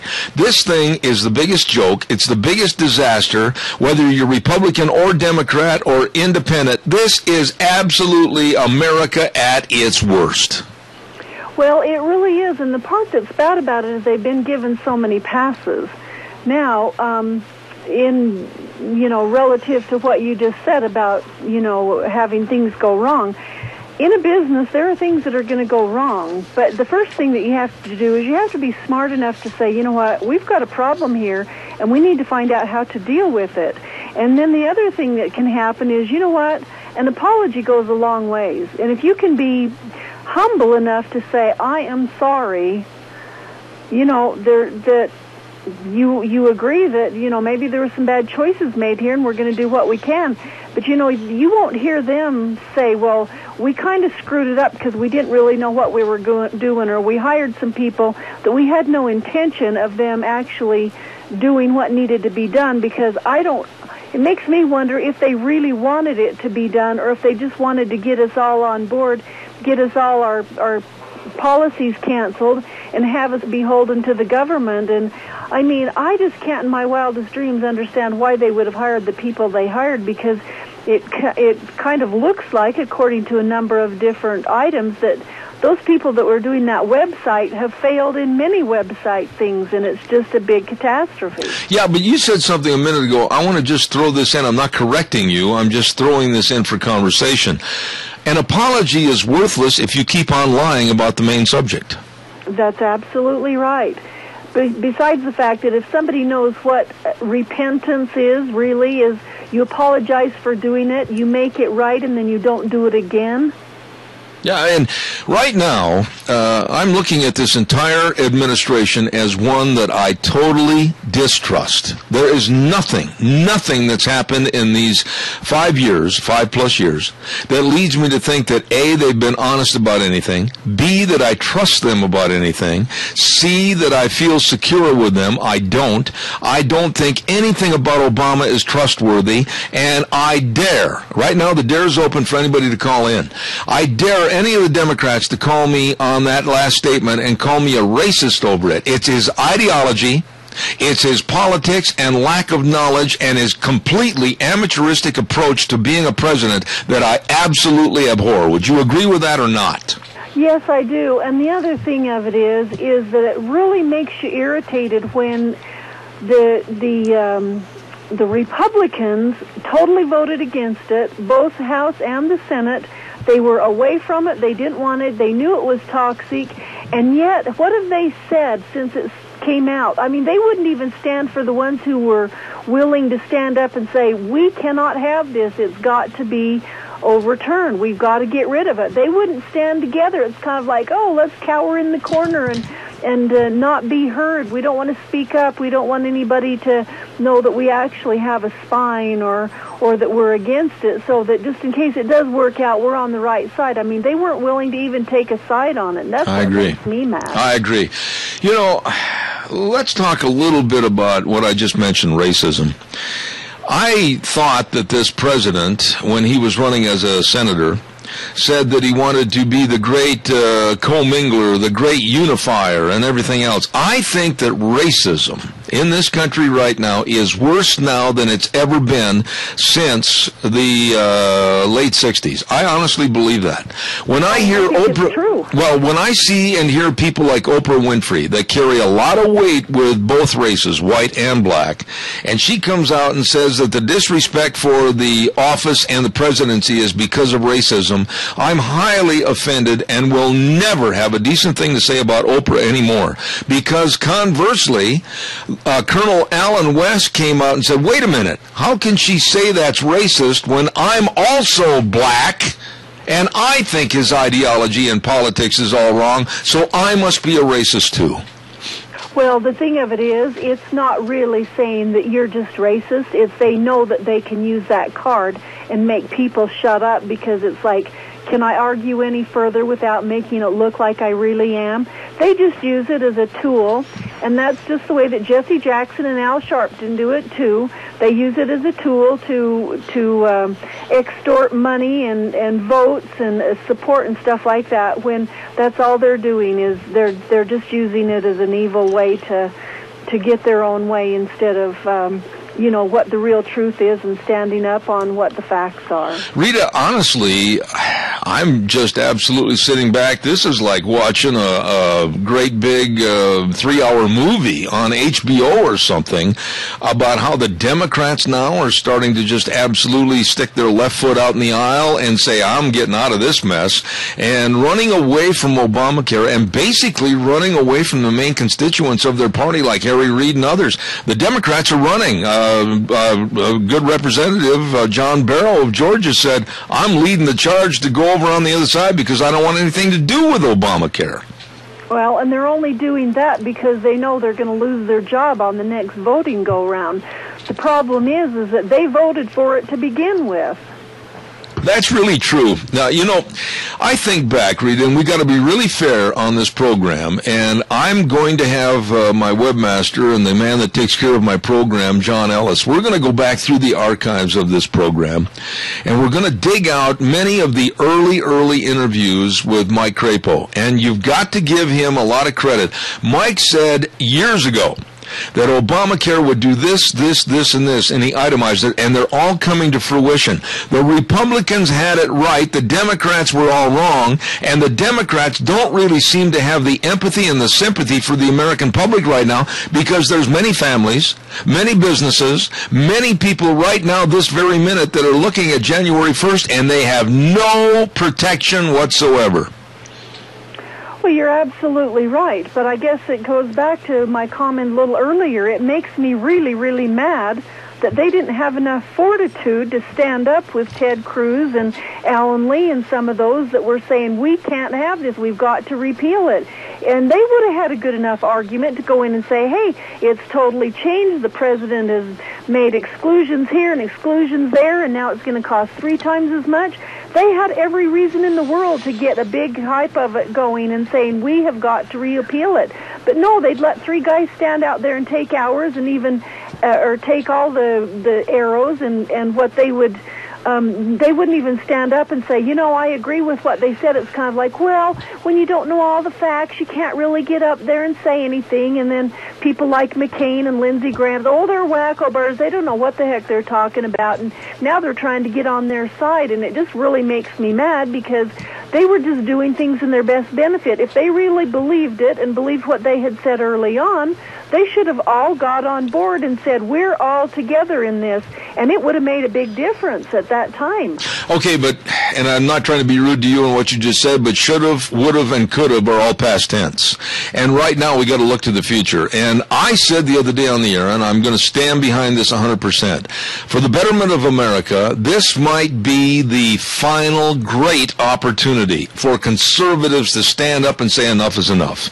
I think it's a fantastic time to see the Democrats run with their liberalism and their absolute progressive attitude into a cave and pull the rock in after them, because right now I think liberalism is on the ropes. Well, it is. The problem is that a lot of the guys who say they're conservatives and they have an R behind their name, they're really liberal or they're moderates. They're not conservatives, and so it's time for us to elect some new ones. Who are you pointing the finger at right there? We have, we have some in our state. We have some, that are representatives for the U.S. Congress.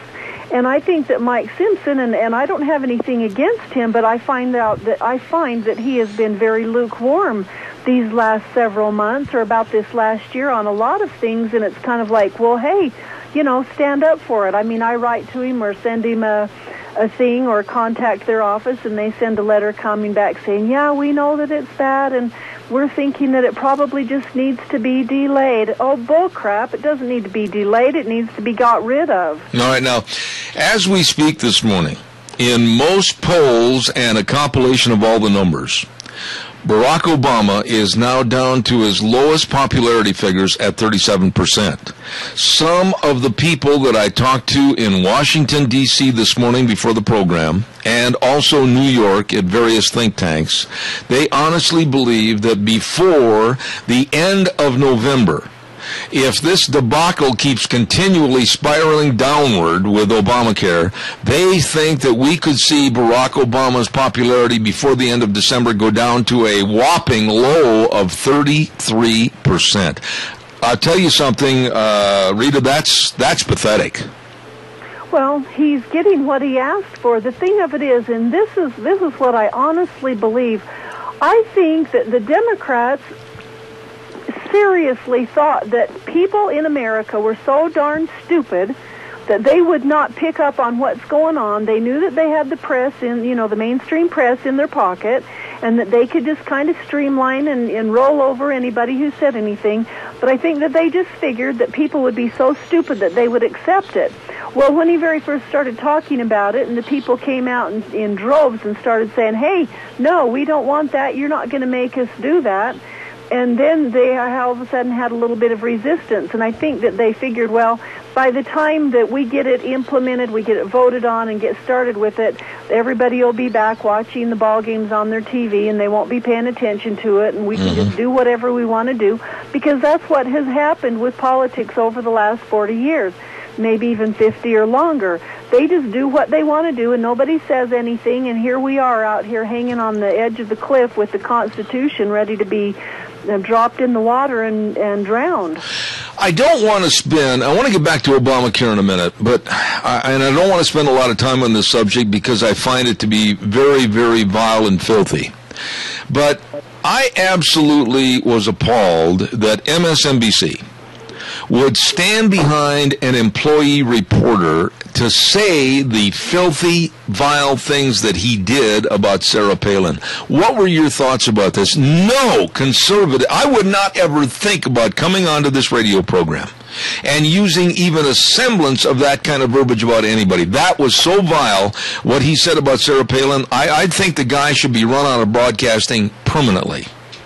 Well, I think that his employer needs to take a second look at him and say, you know what, you've crossed the line. You just need to pack your bags. And I don't think that that's being unreasonable. They wouldn't accept that from anybody on our side, but because it's somebody on the other side. And then the other thing is the way that Bill O'Reilly, he was a little irritated about it and said, well, they ought to, at least give him time off or something else. But, he went in there and he kind of jumped on and says, well, Sarah Palin won't come on my show. And she just kind of asked for this stuff herself. And it's kind of like, you're an idiot. So, stop right there. Stop right there, because I want to ask you about that, Rita. Thank you, and pardon my rudeness. I have said implicitly on these programs many, many times that Bill O'Reilly is a bloviating hot air balloon. He sometimes has no clue as to what he's talking about because he's so selfish for just himself. He wasn't worried about what was said about Sarah Palin. He was mad because she hadn't been on his program. That's right. And, the whole big thing comes because she said something about we're being enslaved. Well, you know what? Are we not being enslaved if Absolutely. we are having this debt brought down upon us and Absolutely. we're not going to be able to maneuver anywhere? Absolutely. Stand by. We got a caller, and caller, I need you to have patience. I need to do a weather forecast really fast with Michael Rogers Weather, and then I'll be right with you. Do not hang up or you'll have to pay both Rita and I $200 and go back to go.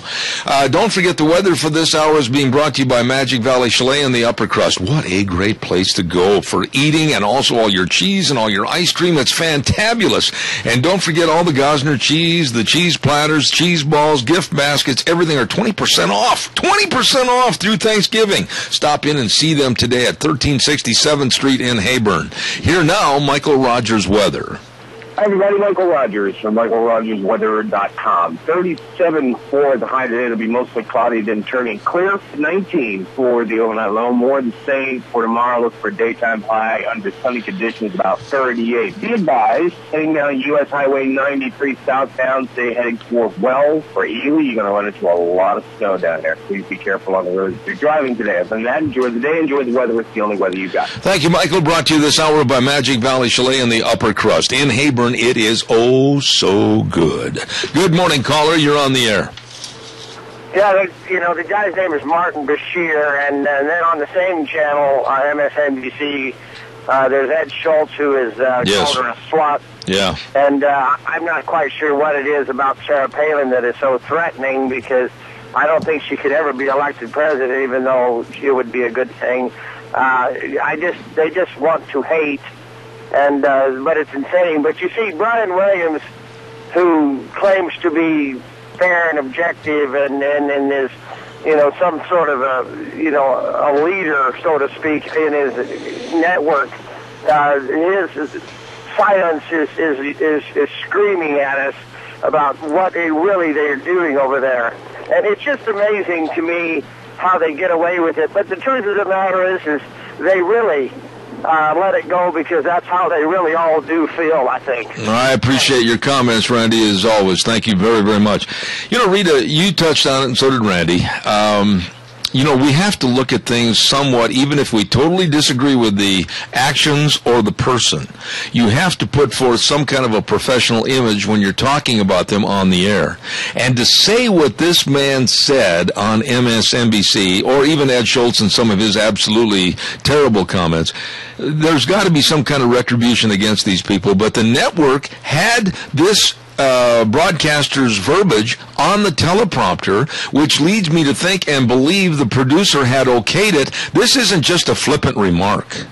Yeah, no, they knew. They had planned it, and it kind of makes you wonder if they're one of those kids that says, well, I'm going to see if I step over the line what really happens, and they just kind of like, well, nothing's going to happen. Mom and Dad don't care. Nobody cares. It doesn't matter, and so I can do whatever I want. And so they do it so that they can get us, you and me, and a lot of other people talking about what they did. Other people will look at their TV station saying, well, I guess I ought to check and see what they're really saying over there. And so I think they really are stupid enough to think that they can gather up some attention there. It's all bad attention, but for us to give it any more than it deserves is crazy. The thing of it is if everybody's this way, how come they're not attacking everybody? They're just going after Sarah Palin because she's the only one that's smart enough to stand out there and say, they can say whatever they want about me. I'm still going to say something, and they know that she's smart, and she is. And she was a heck of a good governor. Yes, I agree. Let me go back to Obamacare just for a minute, because, I've studied a lot about this Obamacare issue.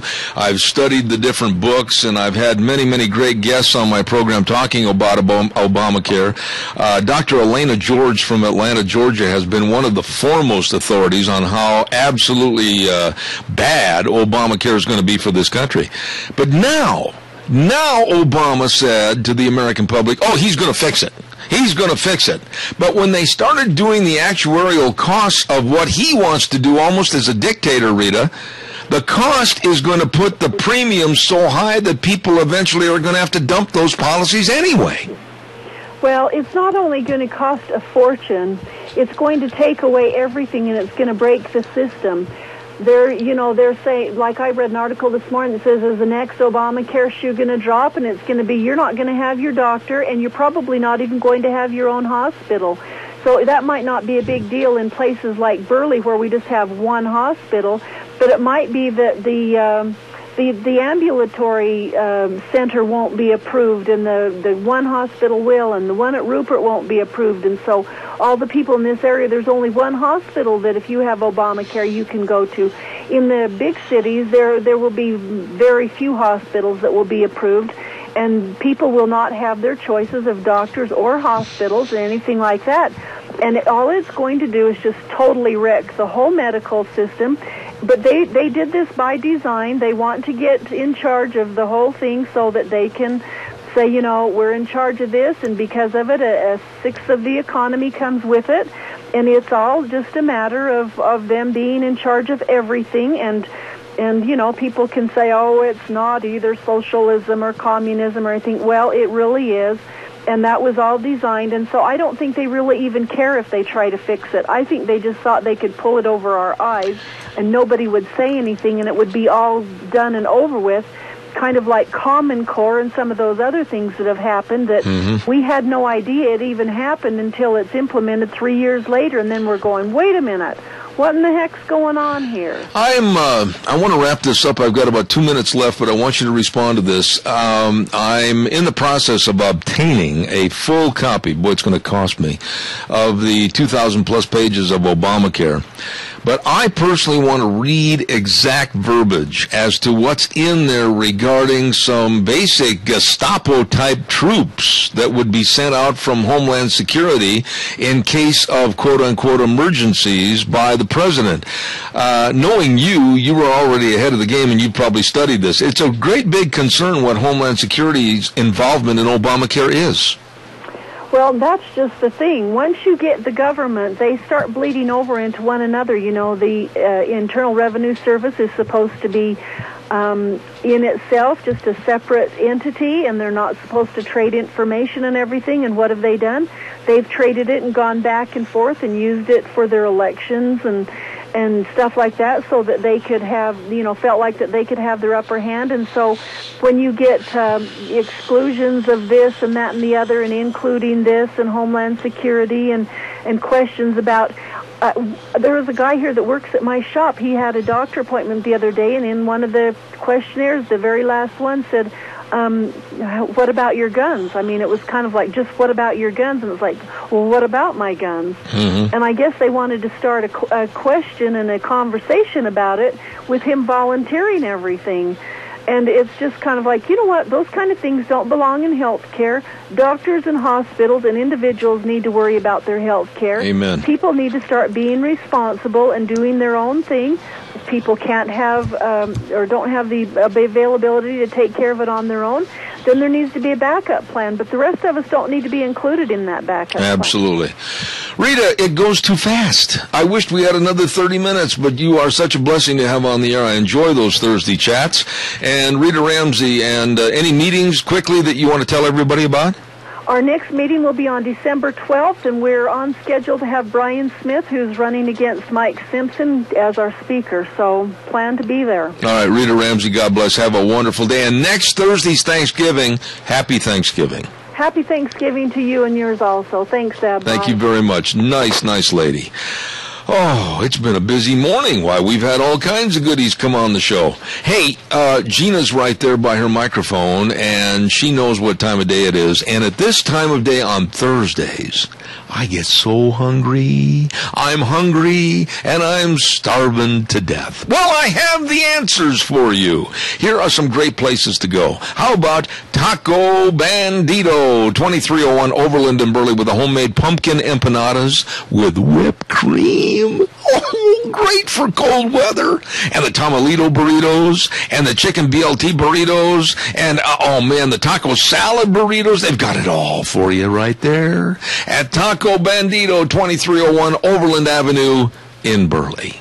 Let's move over to two locations of Burgers, etc. 124 South Oneida in Rupert and 700 North Overland in Burley. They've got pumpkin milkshakes. And the day after Thanksgiving next week, they're going to start with their eggnog shakes. And they've got finger steak baskets, only $4.99 after 3 p.m. Oh, great food. And bread bowl soup. Oh, my goodness, it's good. Both locations of Burgers, etc. 124 South Oneida in Rupert and 700 North Overland in Burley. How about let's head on over to Steve-O's. Boy, you're always going to find your friends there. Steve-O's at 290 South, 600 west of Hayburn. Food made the way you like it. Yep, and they got gift certificates, which make great stocking stuffers for Christmas. And they've got hot homemade soup made every day. And they got the jalapeno burger with lots of spicy peppers. Look out, world, here you go. And they've got all the kids' menus, and they got Steve's nacho fries and pork chops with salad and choice of spuds. It's good. It's really good at Steve-O's. 290 South, 600 west of Hayburn. Stop in and see them today. And last but not least, here we go over to the AC Drive-In, 601 East Main in Burley, and they've got a 3-piece fish and chips with small fry for only $7 1/4. Woo, man, I'm telling you. And the famous Farmer Brown burgers and the ranch burgers and all the different shakes. They've got the pumpkin shakes in there. Everything is delicious. Open at 11 in the morning, closed at 8:30, closed on Sundays. AC Drive-In, 601 East Main in in Burley, and those are just a few places to go when you're hungry and starving to death. I wish tomorrow was Thanksgiving, Gina. Oh, I know, me too. I'm so ready for some food. Oh, man. I am going to pig out. I've been on this diet. You know what I had to eat yesterday? Total for the day? Let's see here. Your bran flakes with your grapefruit. Yes. A piece of cheese. Yes. A little hamburger patty with cottage cheese and a salad. Spot on. God, I'm good. Spot on. And I did have a bowl of fruit. Oh, did you have? I had a bowl of fresh fruit. Okay, that is good. And last night at 8:30, I was making little beaver teeth marks in my Lazy Boy. I was hungry. Deanne, would you feed the man a midnight snack? I'm telling you what, I've lost so much weight that I feel good, but I'm looking forward to all these advertisements about the food and about the restaurants and about the turkeys and about the pies and about everything else. And I don't know about you in the morning, but I get up at 4 and about 10 o'clock my stomach starts to tell me, you better feed me down here. It's like, hello, we need some intake. Amen. Well, listen, coming up next hour, we've got Lee's Furniture, Floors, and More. We got the Cassia County School Days. And then at 10:20, be ready, please. I forgot to mention this to you. We're going to need the choir. We're going to need applause. We're going to have everything with a drum roll. The turkey drawings next hour. Dun, dun, dun. Aha! See you in 6. You got it.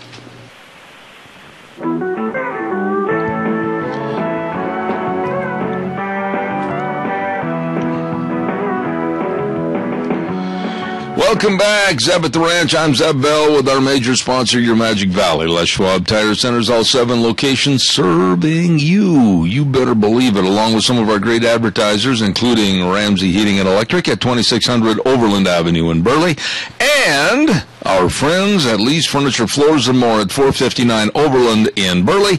And through the magic and the wizardry of technology, here's Mr. Brent Lee. Actually, I just called Mr. Brent Lee, and the man is left to his own devices at the store. He's the only one there, and he's serving 2 customers, but he did want me to pass along the information that the customer appreciation sale is still going on. And so if you're looking for some great deals, stop on into Lee's Furniture at 459 Overland Avenue in Burley. Boy, Brent, you really have a high-pitched voice, but that's great. I tell you what, I'll tell them a little bit more about that. They've got all the carpet, they've got all the recliners, they've got the lamps and the artwork and all the accessories, and they've got everything for your home beautification and your comfort. Absolutely.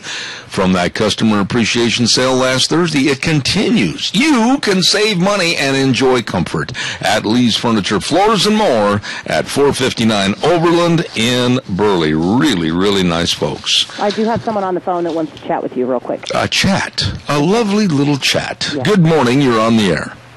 Zeb, hey, Dave from over at Ag Express in Paul. Yes. I just wanted to tell you we just got a thing from our insurance carrier. I'll read the top one line. Due to the new Affordable Care Act regulations, all dependent children up to age 19 must be enrolled in a pediatric dental insurance plan effective January 1 of 14 to avoid a penalty on your tax return. Dave, welcome to Obamacare. Absolutely. Dave, stay on the line just for a minute. Let me ask you something. How many people with your company alone will this involve?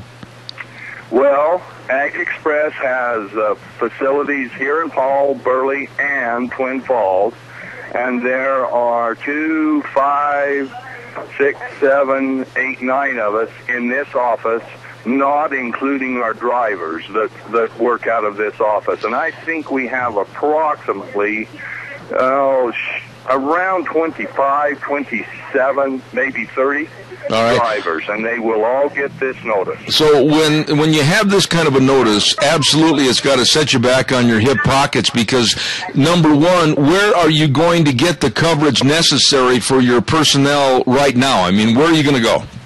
We do have a dental insurance program that we can choose, and it's optional, or it says you can purchase a standalone dental plan, of course, for the children only. And so Those are, and the things must or penalty will be enforced, Dave, what do you think? Dave, what do you think about what you're getting in the mail right now as compared with millions of other people and millions of business owners, quite frankly? What do you think about the... My insurance hasn't been canceled yet, but here I go with... And I have no children that are not, under 18, but most of my coworkers here do. Sure. And so who knows what the well, I know what the cost for my wife and I is about $500 a year, on dental care out of the company because we chose to do that, Give me your honest appraisal, Dave, just right straight from the heart.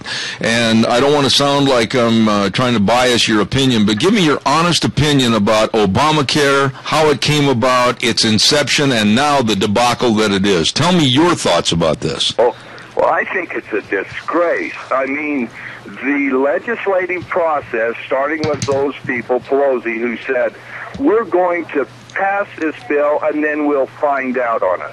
What's in it? There is no legislator that should ever do that in any government entity, whether it's county, city, state, or federal. That is their job to read that. And if somebody's pushing it through too fast, they ought to vote no because we haven't had a chance to read it. You give us time, we'll read it. They got to stand up to this guy. And another thing, the constitutional, and of course we've had of why the judges went that way on the Supreme Court, is just a puzzle to me because I still believe this is unconstitutional. And to tell me that I have to sign up all my 18 children up to 18 years old, or I will be penalized. Yeah. Thank you very much. No, Dave, just one quick thing. One quick thing, Dave, before you go. Please, do me a favor. Yeah. And I'm going to rely on you. You're my number one go-to guy on this. Would you please, as this progresses along with your staff and you and the rest of the families involved in the business over there at Ag Express, if you have any other information regarding the extreme costs that are going to be incurred or lack of coverage or whatever, would you please call me back and keep me up to date on this? You bet. And I called Crapo already. I talked to in his office a guy called Taylor, and I just basically told him, and I told him that it should be repealed. Absolutely. It needs to be repealed, and the Republicans and the Independents need to stand on repeal because this thing is not workable. Absolutely. Dave, listen, to you, your staff, your family, everybody, happy Thanksgiving, and please keep us informed, would you please? You bet. God bless. Thank you very, very much. There you heard it, ladies and gentlemen. Very nice man, Dave over at Ag Express, talking about what's happening with insurance through the Obamacare inception, and what I asked him to keep us informed as to what's going on with higher premiums, perhaps lack of coverage or loss of coverage. It's happening, folks. It's happening all over the United States. It's happening right now to your neighbors, your friends, people that live down the street. It's happening. And it's absolutely a travesty. It's a travesty against this great country, the United States of America. This man, his ideology, and his administration, absolutely amateur and not knowing what they did when they brought this into inception. It is going to be a catastrophe cost-wise, and it's going to hurt a lot of people. Right now, it's time for Cassia County School Days, and without further ado, I'm very, very proud to have Cassia County School Days as a part of my program, sponsored by two wonderful organizations, A Child's World, 1308 Overland Avenue in Burley, and the Ambulatory Surgery Center at 1344 Highland Avenue in Burley. And with us this morning on the telephone is a teacher at White Pine Elementary, Mr. Josh Shell. Good morning, Mr. Shell. How are you? Good morning, Zappy. I'm doing well. Thank you for having me on this morning. Do you mind if I forego the formalities and call you Josh? Yeah, go ahead. All right, sir. Now, you're on the district technology team. What in the world does that mean? Well, Zeb, it's kind of a group of teachers and administrators and just people around the district from all of our schools out from Malta, the Raft River area, from Oakley, from Declo, you know, from all the schools here in Burley. We try to get together and we try to find out what's best for our students and needs and wants for our teachers to best address those needs of our students. Okay. Now, as far as technology is concerned, and believe me, Josh, you would laugh at me. I can turn a computer on and turn it off, but in between, somebody else has got to touch it. What are you trying to do with this technology team? What are you trying to perpetrate? What are you trying to get across? You know, I think that the biggest issue we have is today's learners, they're digital learners. You know, they grow up, the term digital native comes to mind. They grow up with technology. You know, when I was going to school, a computer lab was kind of a big deal. And now a computer lab is just common for every school, and it's a tool. But I think, you know, what we're trying to do is we're trying to reach that common ground of how these students learn. We're trying to take all these teachers and help them better address the needs of students and get on that common ground for students.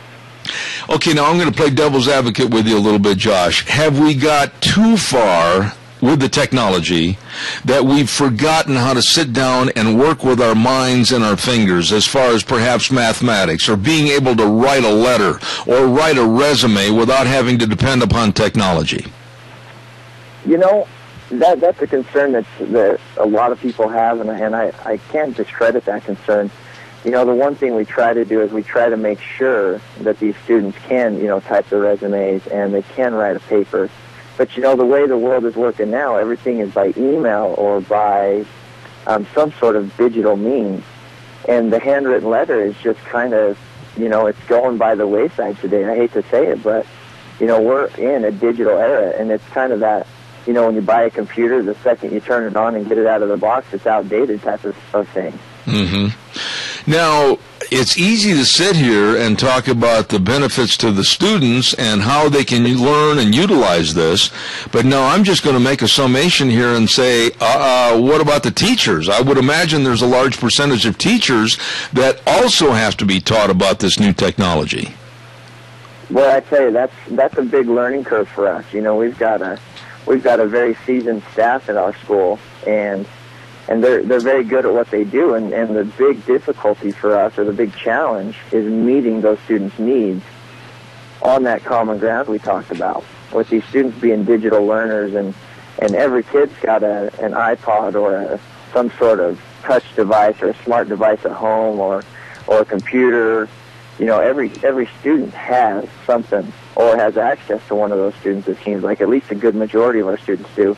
And for our teachers to get on that common ground, it's a big learning curve for a lot of us as well. You know, Josh, one of the concerns, and I know you've heard this many, many times in the past, and we hear it on national news and we hear it on national talk shows and everything else, is that with technology progressing every day, well, pretty soon some people say, well, there won't be any need for teachers. What are your thoughts about that? Well, and I think that's a big misconception, because computers and technology are not going to replace teachers. Basically, this technology that we're using, these iPods and these iPads and these touch devices and whatever we can to get to these students, they're engagement devices. They're not going to replace teachers. They're just another way for teachers to engage those students. That's what interests them. You know, the average student this day and age they spend 3.5 hours playing video games. They spend 16 hours watching TV. They spend 5 hours on a computer, but they only read a book for maybe 2 hours a week, you know.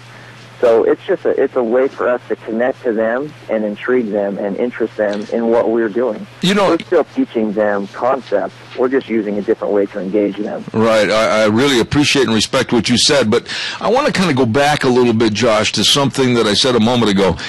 How do you combine, or how do you instill the value with these students that still we can't forget the old get outside, enjoy the fresh air, run, and enjoy nature instead of being tied to a computer screen?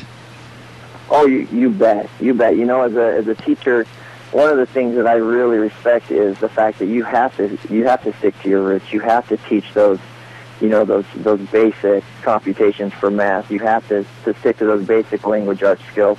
And you have to teach them And you do have to get outside. You have to get that fresh air. You know, sitting behind a computer is just not, it's not getting kids active. It's not letting them, you know, witness life, I guess, for lack of better terms. But like I said, you know, the technology is not about replacing all of those wonderful things that we have, that fresh air, the teachers, the writing a resume and things like that. It's just a different way to engage students, to keep them interested in what we're doing. You know, instead of handing them a worksheet, we're giving them another avenue to express themselves. Yeah. Now, Josh, I'm going to throw this at you, and again, it sounds like I'm playing devil's advocate, but I think it's a fair, honest question. With all the technology today and all the things that are available with technology and technocracy for these children to use, are we sometimes pushing face-to-face communication and interaction with people away?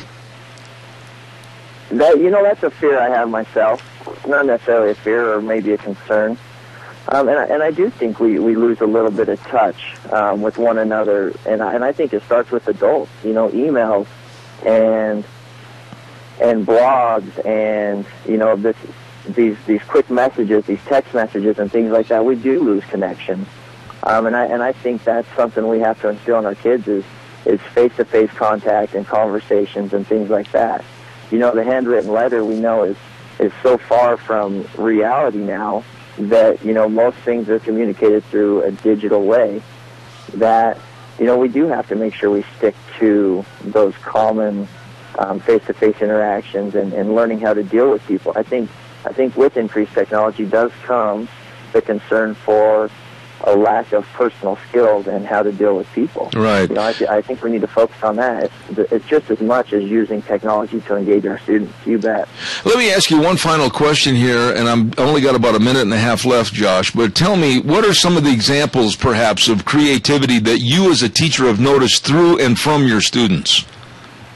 You know, the one good thing we get to use is we get to use projectors and you know, these LCD projectors that project a more clear image of things that we're trying to teach, which takes less time explaining and more time for them to use their questioning and their drive for learning.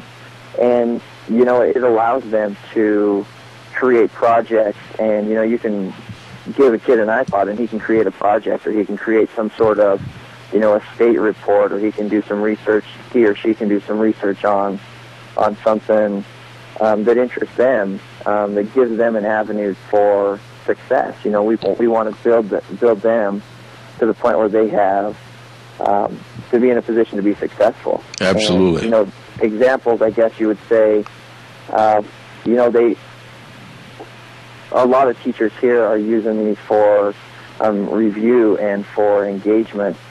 But, you know, examples of creativity is, you know, projects. They get to do book report projects, and they get to do presentations with the information that they've collected, and just present it in a different way that's engaging to other students, you know, when they present that in classes. I see.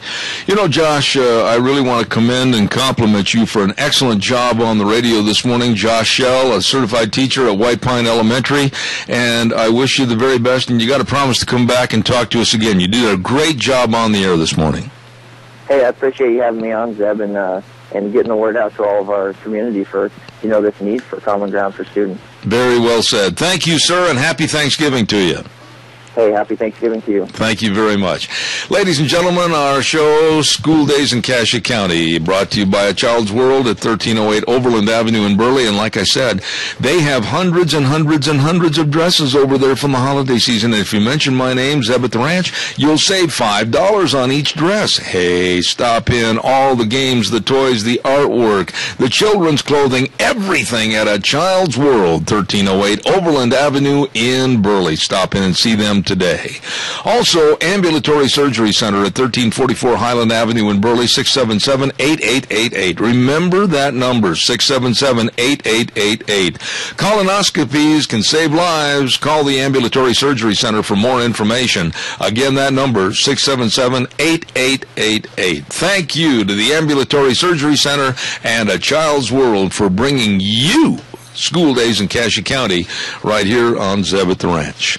Real quick, I want to remind everybody, too, The Chadwick Sports Grill at 139 West Main in Burley. They've got luncheon specials every day, Monday through Friday for $5.95. They've got senior citizen dinner specials Monday through Thursday from 4 to 6 p.m., only $5.95. And the special today, lasagna with garlic toast and super salad. The food is great. The people are really neat to visit with at the Chadwick Sports Grill, 139 West Main in Burley.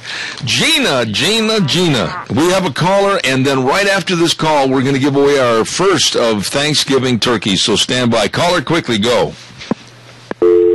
And they went. They did not want to talk.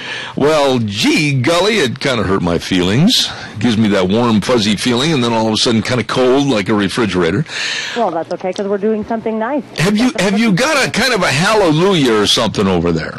Hallelujah, hallelujah. Have you got kind of a Bob Barker, come on down? No, I don't have that one. Could you fake it? Come on down. Okay. You are the next contestant on Zeb's Turkey Giveaway. I love it. And the drawings, of course, for 2 turkeys today, and then we're going to give away 2 more next week, and we want to thank very much Valley White Home and Ranch, along with Ramsey Heating and Electric, and Smith's Food King, and Zeb at the Ranch, and we still have time for you to get your paragraphs in on what Thanksgiving means to you for next week, and send them to zebattheranch@hotmail.com. Are you ready, Gina? I am ready. Okay, we have now the first of our 4 winners, and the first winner is from Fairfield, Idaho. Woo! Karen Ely. There's the 2 hallelujahs. And now another winner of a turkey, and this is Kathleen. I hope I said that right. Kathleen Coleman from over in the Eden area. So we got a winner from Fairfield and one from Eden. Let's give them a hallelujah. Oh, I tell you what, I just love both of these, and I'll try to read just a little bit of a semblance of each one on their paragraphs. As with most grandmothers, for me, Thanksgiving is all about family. Weeks of planning, days of cooking and baking. So grateful as I am every year that my family is looking forward to getting together and enjoying a special meal made with love. And that's from Karen Ely. And Mrs. Coleman writes, I am so thankful that for a little while we will be a free country. Hopefully it'll stay that way. We are free in all that we do as long as we don't break the laws. And I can't read what her writing says there, but it's what it's supposed to be. I'm thankful that all 4 of our children have accepted Jesus as their Savior, and that is extremely important. Thank you to the Coleman family and to the Ely family, and they are the first winners of our Thanksgiving turkeys. You can go to Smith's Food King in Burley starting tomorrow afternoon and pick up your frozen turkey, compliments of Zeb at the Ranch, and then, of course, Smith's Food King, Ramsey Heating and Electric, and Valley White Home and Ranch. And we'll have 2 more winners next week, Gina. Thank you. You are welcome, and thank you for all that you do for our community. Oh, you know something? Don't even mention it, because I work with the nicest people in the world right here, and you're inclusive in that statement. I would not know, and I've got to say this with tears in my eyes, I would not know what to do without you and Deanne. Well, thank you so much, and, you know, it means the world to me that I actually get to help out on this show, because remember way back in the day when I started doing this, and then I left, and then I came back, and it's just a joy that, honestly, I get to be here. Yeah, but remember the verbiage, and I got to say this really quick. When Gina left and decided to try other careers, opportunities, I told her, I said, if the day ever looms on the horizon that you can come back, you know that I will welcome you with open arms, because you are the best. Well, thank you so much, sir, and ditto. And can you touch on real quickly, of course, we've got the caroling events coming up, so why don't you tell everybody about that? I will, and I've been a little hesitant to say too much before Thanksgiving because I didn't want to diminish Thanksgiving, but coming up on December 19th, put it on your calendar, our thanks to Ramsey Heating and Electric and Let's Ride, and also Travel Loop Supply. We are going to have our mobile caroling Christmas Corral, and we're going to meet at Ramsey Heating and Electric at 5:30 on December 19th. Hot chocolate, cookies, all kinds of things, and bring your good voice, because we're going to sing traditional Christmas carols. And bring a thing of hand warmers. Oh, yes. Yes. Hey, listen, go ahead. Hold on, well, we've got a phone call, and I need you to kill some time because Chris is cutting funeral announcements for me, so it's not quite ready yet. So we've got a phone call on the air for you. Okay, real quick, I'll take that phone call. I got 1 minute. Go ahead, caller, please. Sorry, Deb, this is Brent. I was just calling in for your next segment. Oh, okay. Well, I tell you what, Brent, if you can stay on hold, Brent Stoker's going to be our guest this next hour, along with another gentleman. I believe we have Doug Pickett also, and we're going to be talking about that Gateway West transmission line. So stand by. I'm going to send it back over to Gina, and we'll have our funeral announcements, and I'll be right back with my guest the next half hour. Stand by. And now, back to Zeb at the Ranch on AM 1230 KBAR. To reach Zeb, call 436-2244 or toll free 1-866-927-4587. And now, here is Zeb Bell. Thank you much and welcome back. And quickly, I want to remind everybody, the Rupert Bookstore and Office Supply, 515 5th Street on the south side of the square in Rupert. They're going to have a great big pre-Christmas open house tomorrow, Friday, November 22nd, and everything's going to kick off at 5 p.m. 20% off home decor and 10% off on all the office supplies, drawings for free gift cards. Wow, this is a great way to get into the holidays. The bookstore's annual pre-Christmas open house on the square in Rupert tomorrow. Don't you miss it. Ladies and gentlemen, with me on the air right now, a couple of gentlemen that I have the utmost respect for, and I also respect what they're doing. They're trying to protect private property rights.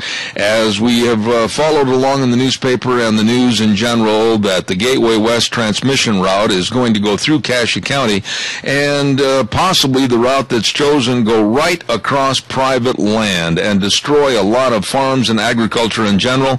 And on the phone, we have Mr. Brent Stoker. Good morning, Brent. How are you? Good morning. Good. Thank you. Brent, you've kind of led the charge along with some others in trying to fight this Gateway West transmission line. Give us a short synopsis as to why you're so much against it. Well, a little background. It was 5 years ago this month, and I always remember that because my youngest son was born, and when I got home from that event, we had to go to Boise for some complications, and when I got home, I got this letter that a power line was being sited through this area, which I didn't know much about. So 5 years ago, a whole bunch of us, we have many property owners that are affected through Cassia County, and so it was organized under the county commissioner's design, not so much mine, that we have a purpose underneath the county commissioners, and they organized a task force. And in that process, they elected me and asked me to oversee that.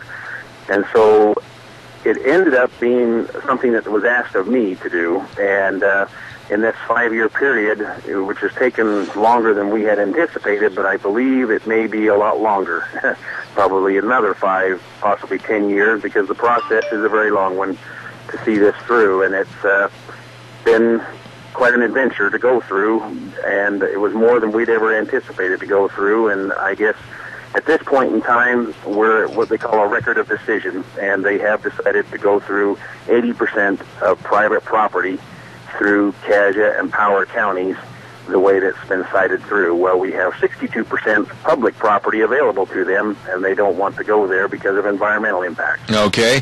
Now, Brett, also on the line with us this morning is another farmer rancher with the utmost respect for this gentleman, and that's Doug Pickett. I believe he's on the other line. Good morning, Doug. And we heard from Brett in regards to his concerns about this transmission line. What are your thoughts on this?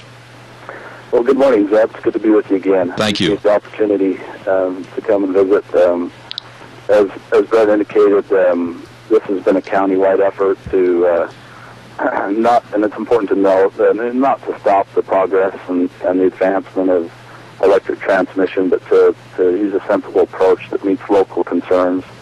And that's exactly what our county commissioners did there 5 years ago when they formed this task force, is to comply with our local Land Use Planning Act and provide a corridor that would meet as near as possible the needs and purposes of the utilities, as well as to provide the best use of land in our county for our private landowner citizens as well. Let me ask you both, gentlemen, and it's, Brent, you alluded to it just a moment ago when you said that the route that was chosen was possibly a route right through private property because they, the gateway people, did not want to have a conflagration with the environmentalists, and so they chose the route of going through private property. Elaborate on that a little bit, please. Well, they cite BLM has been charged with this as being the leading federal agency to oversee the siting of this power line, and they're in compliance with the current law, and the current law favors environmentalism. It's not that they're siding with the environmentalists directly, but indirectly the law protects sage grouse, which has ended up being more important than many other aspects, including private property rights and people. And so they have done these studies, and basically wherever there's private property available, the computer that they hired from a firm called Tetra Tech, it will steer them to private property over public ground because of the environmental sacred nature that they're trying to protect, the environmental quality of these BLM and Forest Service grounds. And private property has very little value in this model for private property or farming or any other pursuit. There is no value in that model, so it will steer to private ground automatically through the way they have valued this evaluation. Doug, in response to that question, also from your own viewpoint, what are the hazards, the dangers, and the concerns that you have as a private property owner about this transmission line?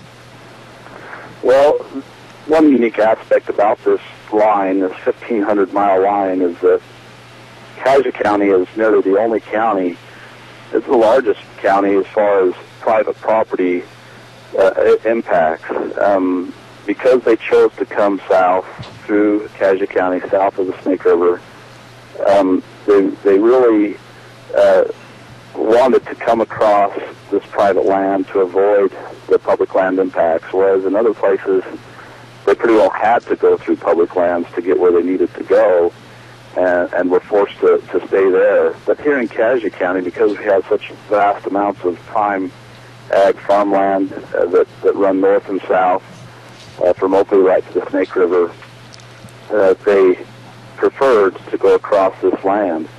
And we have a lot of testimony from experts indicating the wide variety of impacts to these ag producers and their lands, from electromagnetic radiation to just, being on the ground and knowing what's there. I mean, they're coming across people's homes and backyards and through their feedlots. And even though they've made minor adjustments, those impacts still exist. Brent, let me ask you this question from a route that could possibly utilize more public land, if you will, instead of private land. Which route would be the easiest and the quickest and, quite frankly, the most financially feasible? Well, that depends on what perspective. From the power line perspective right now, from the power companies who are involved, is that the straightest line is always the best line. However, this has ended up quite a crooked line. And so they said that the private ground across where Doug said through the Oakley, south of Burley, that area was their preference as far as efficiency.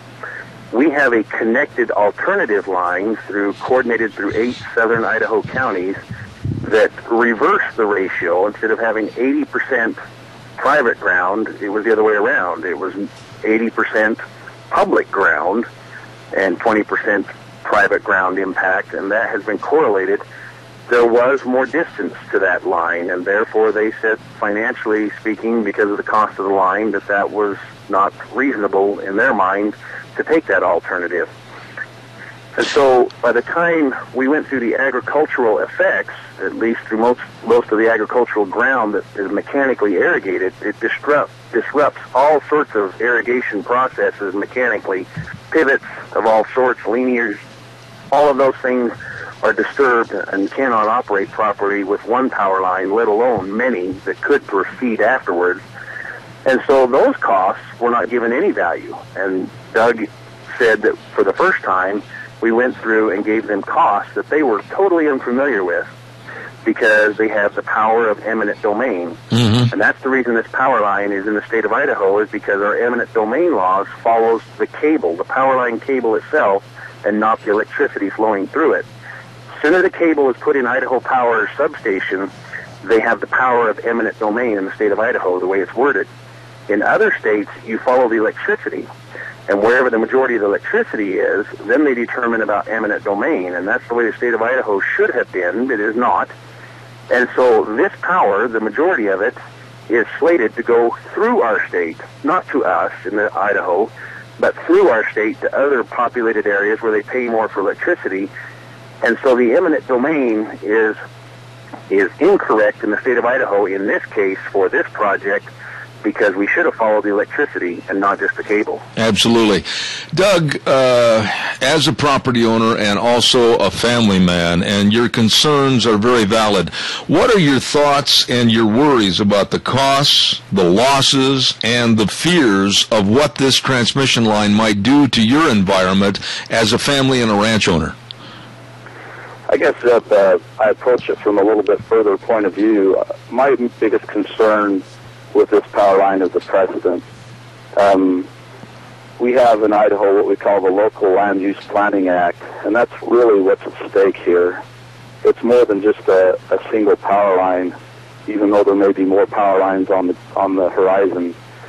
But really it's about local input and local planning and the ability of folks in their own counties to be able to have input, realistic input, into the planning and of the use of the property in the county, and if this does ever make it into a courtroom, that's what will be decided is whether or not we can continue in the state of Idaho, not just in Cassia County but in the entire state, whether counties can continue to contribute to that public process, and so as a landowner, as a family member for future generations. We want to maintain that input and that local control through our Local Land Use Planning Act as it exists now. Mm-hmm. Brent, do you feel that this is kind of just a slam dunk and all the verbiage that they've said about sitting down and having more discussions and more meetings is just a waste of time? Do you feel that they've already got this thing ready and, like one of the headlines in the paper said, ready to move forward? What are your thoughts? Can you stop this? They've always said that they're going to take this route, was what their preference has always been, and we tried to convince them otherwise, and it will come down to a legal proceeding, and all of those steps are quite complicated, which I won't take time, but Doug is right. It ends up being not just an argument over a power line or power lines.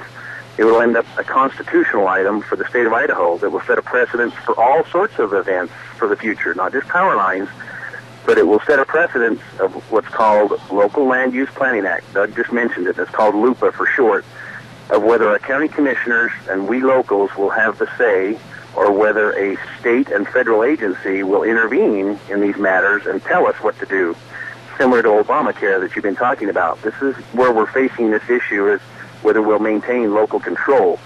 This has never been tested in the state of Idaho as of yet, and it will plow new ground in order to see these proceedings through. It will be about the Constitution of the state of Idaho and who will trump in this event, whether IPUC, the Idaho Public Utilities Commission, and Idaho Power and Rocky Mountain Power will get their say-so, or whether we locals will maintain local control. That's what we're fighting in this event. You know, many times on this program, gentlemen, we've had various segments, and you know my stand on Agenda 21. I'm very concerned about Agenda 21 and how government basically is walking on private property and the rights of the citizens. Do you look at this as a part of perhaps Agenda 21 that's been started for about 15 years ago?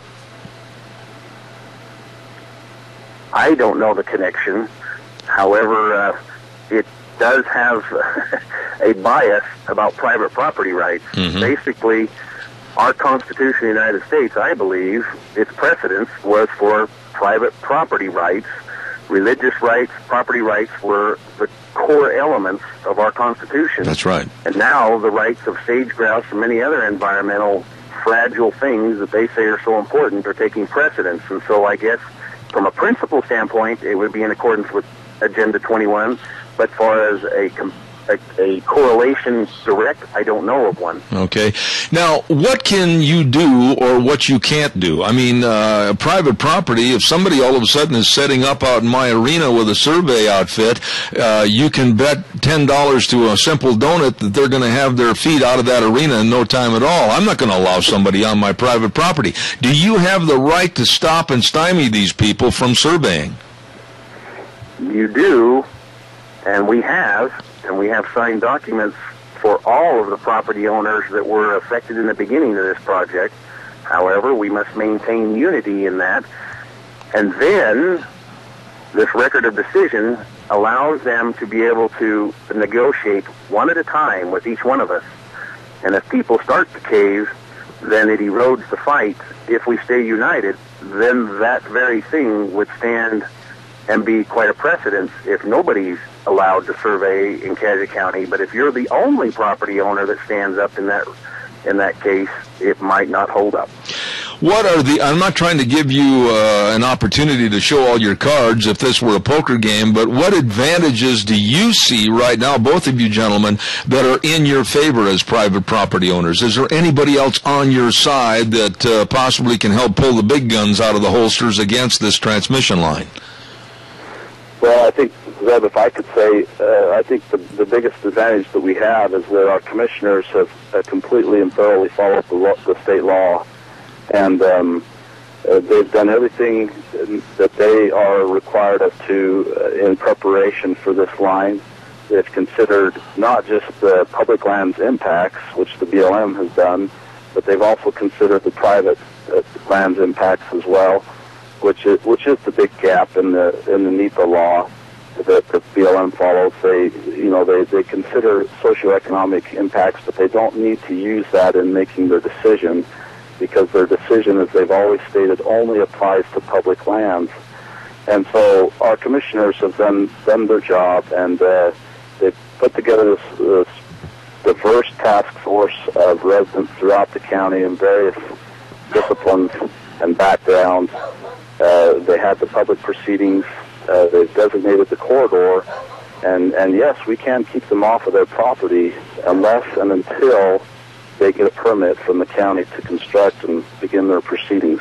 So what's the next step? Have these people with Gateway Transmission Route and the power companies, et cetera, are you working with them? Are you talking to them on a daily basis? Are you having weekly, monthly, or whatever meetings? Are you sitting down and showing that you do not want this, you don't want this land surveyed? What is the projection going into the holidays and into 2014? Well, the projection, as far as I know, it's a ways out there. We're talking 2019 to 2023 for parts of Gateway. To our portion, Idaho Power dropped Gateway through their LRP, they call it, Long Range Plan. For 10 years, it's not even in their plan to obtain power from this project. And so it's going to be quite a ways out. That's the reason I say this negotiation and proceedings and steps have a long ways to go. We must be vigilant, but it is not quick. You know, I would imagine from both Doug, your standpoint, and then also Brent, this has a lot to do with a family heritage, family legacy, and the passing down of your land and all you've worked for future generations. That means a lot to you, doesn't it? Absolutely. That's why we come back home. And we want that opportunity for as many as possible that grow up in this beautiful valley and this environment that we enjoy here, to be able to return home and raise their families as well. We love this area. We want to protect our heritage, not just our personal heritage, but our collective heritage as Idahoans, as we've been able to enjoy the freedoms that we have without federal oversight and federal intrusion into our lives and our property. And absolutely right. And Brent, to wrap it up, I guess the same thing could be said, I'm sure, from your viewpoint, but also there's a safety hazard and a health hazard that you just don't want your people on your property or anybody's property to have to incur with these power lines that could find alternative routes. not only is there alternative routes, there's alternative methods. We have found out in this period of 5 years, Idaho Power, who was taking the lead, who has stepped back from that lead and has taken a minor role in it now, Rocky Mountain takes the lead on this project, told us that there was no way to bury these power lines. And that is true on the format of alternative current, or AC, the format that they want. That is true.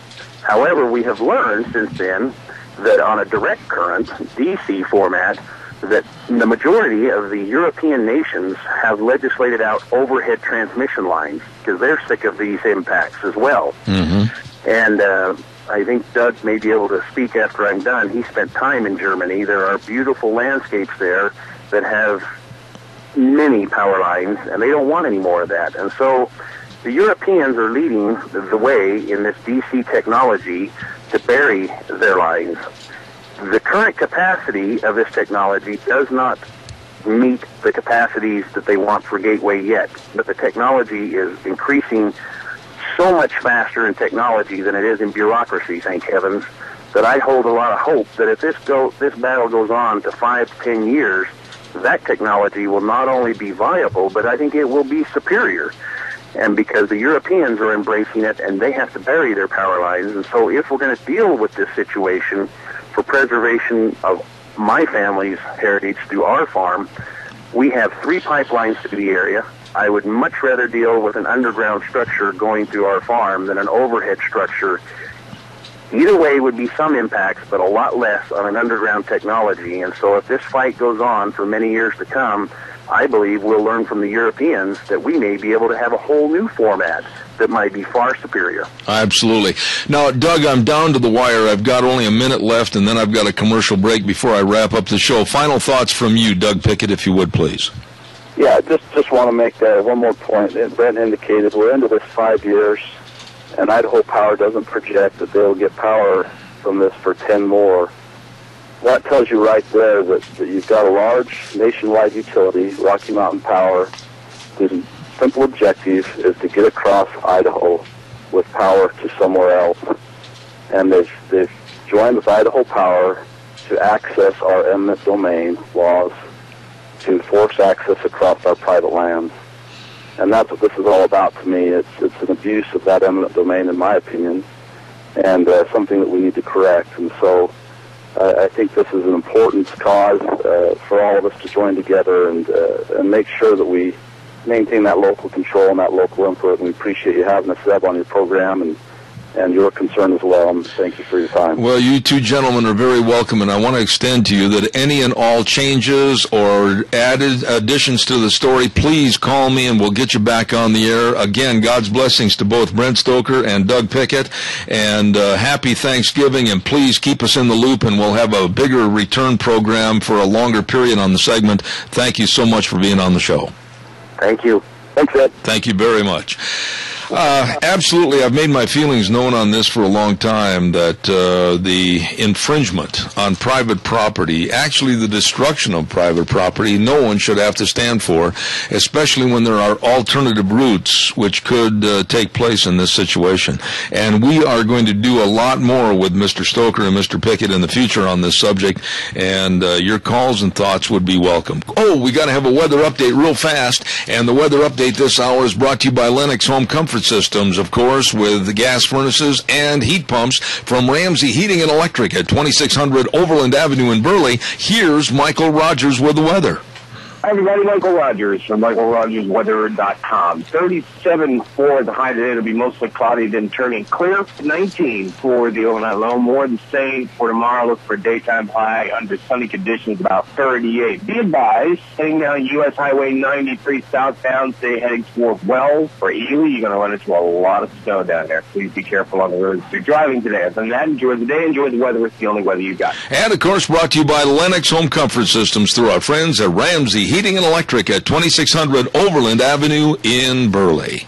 You know, our major sponsor, God bless these folks, because they've ridden the horse with me for a long, long time on this program, and I think they're the best. They absolutely are. Your Magic Valley Les Schwab Tire Centers. All 7 locations serving you with the best of winter traction tires, all the studded tires, all the different tread designs to get you through all the snow, the muck, and the ice, everything for safe wintertime driving.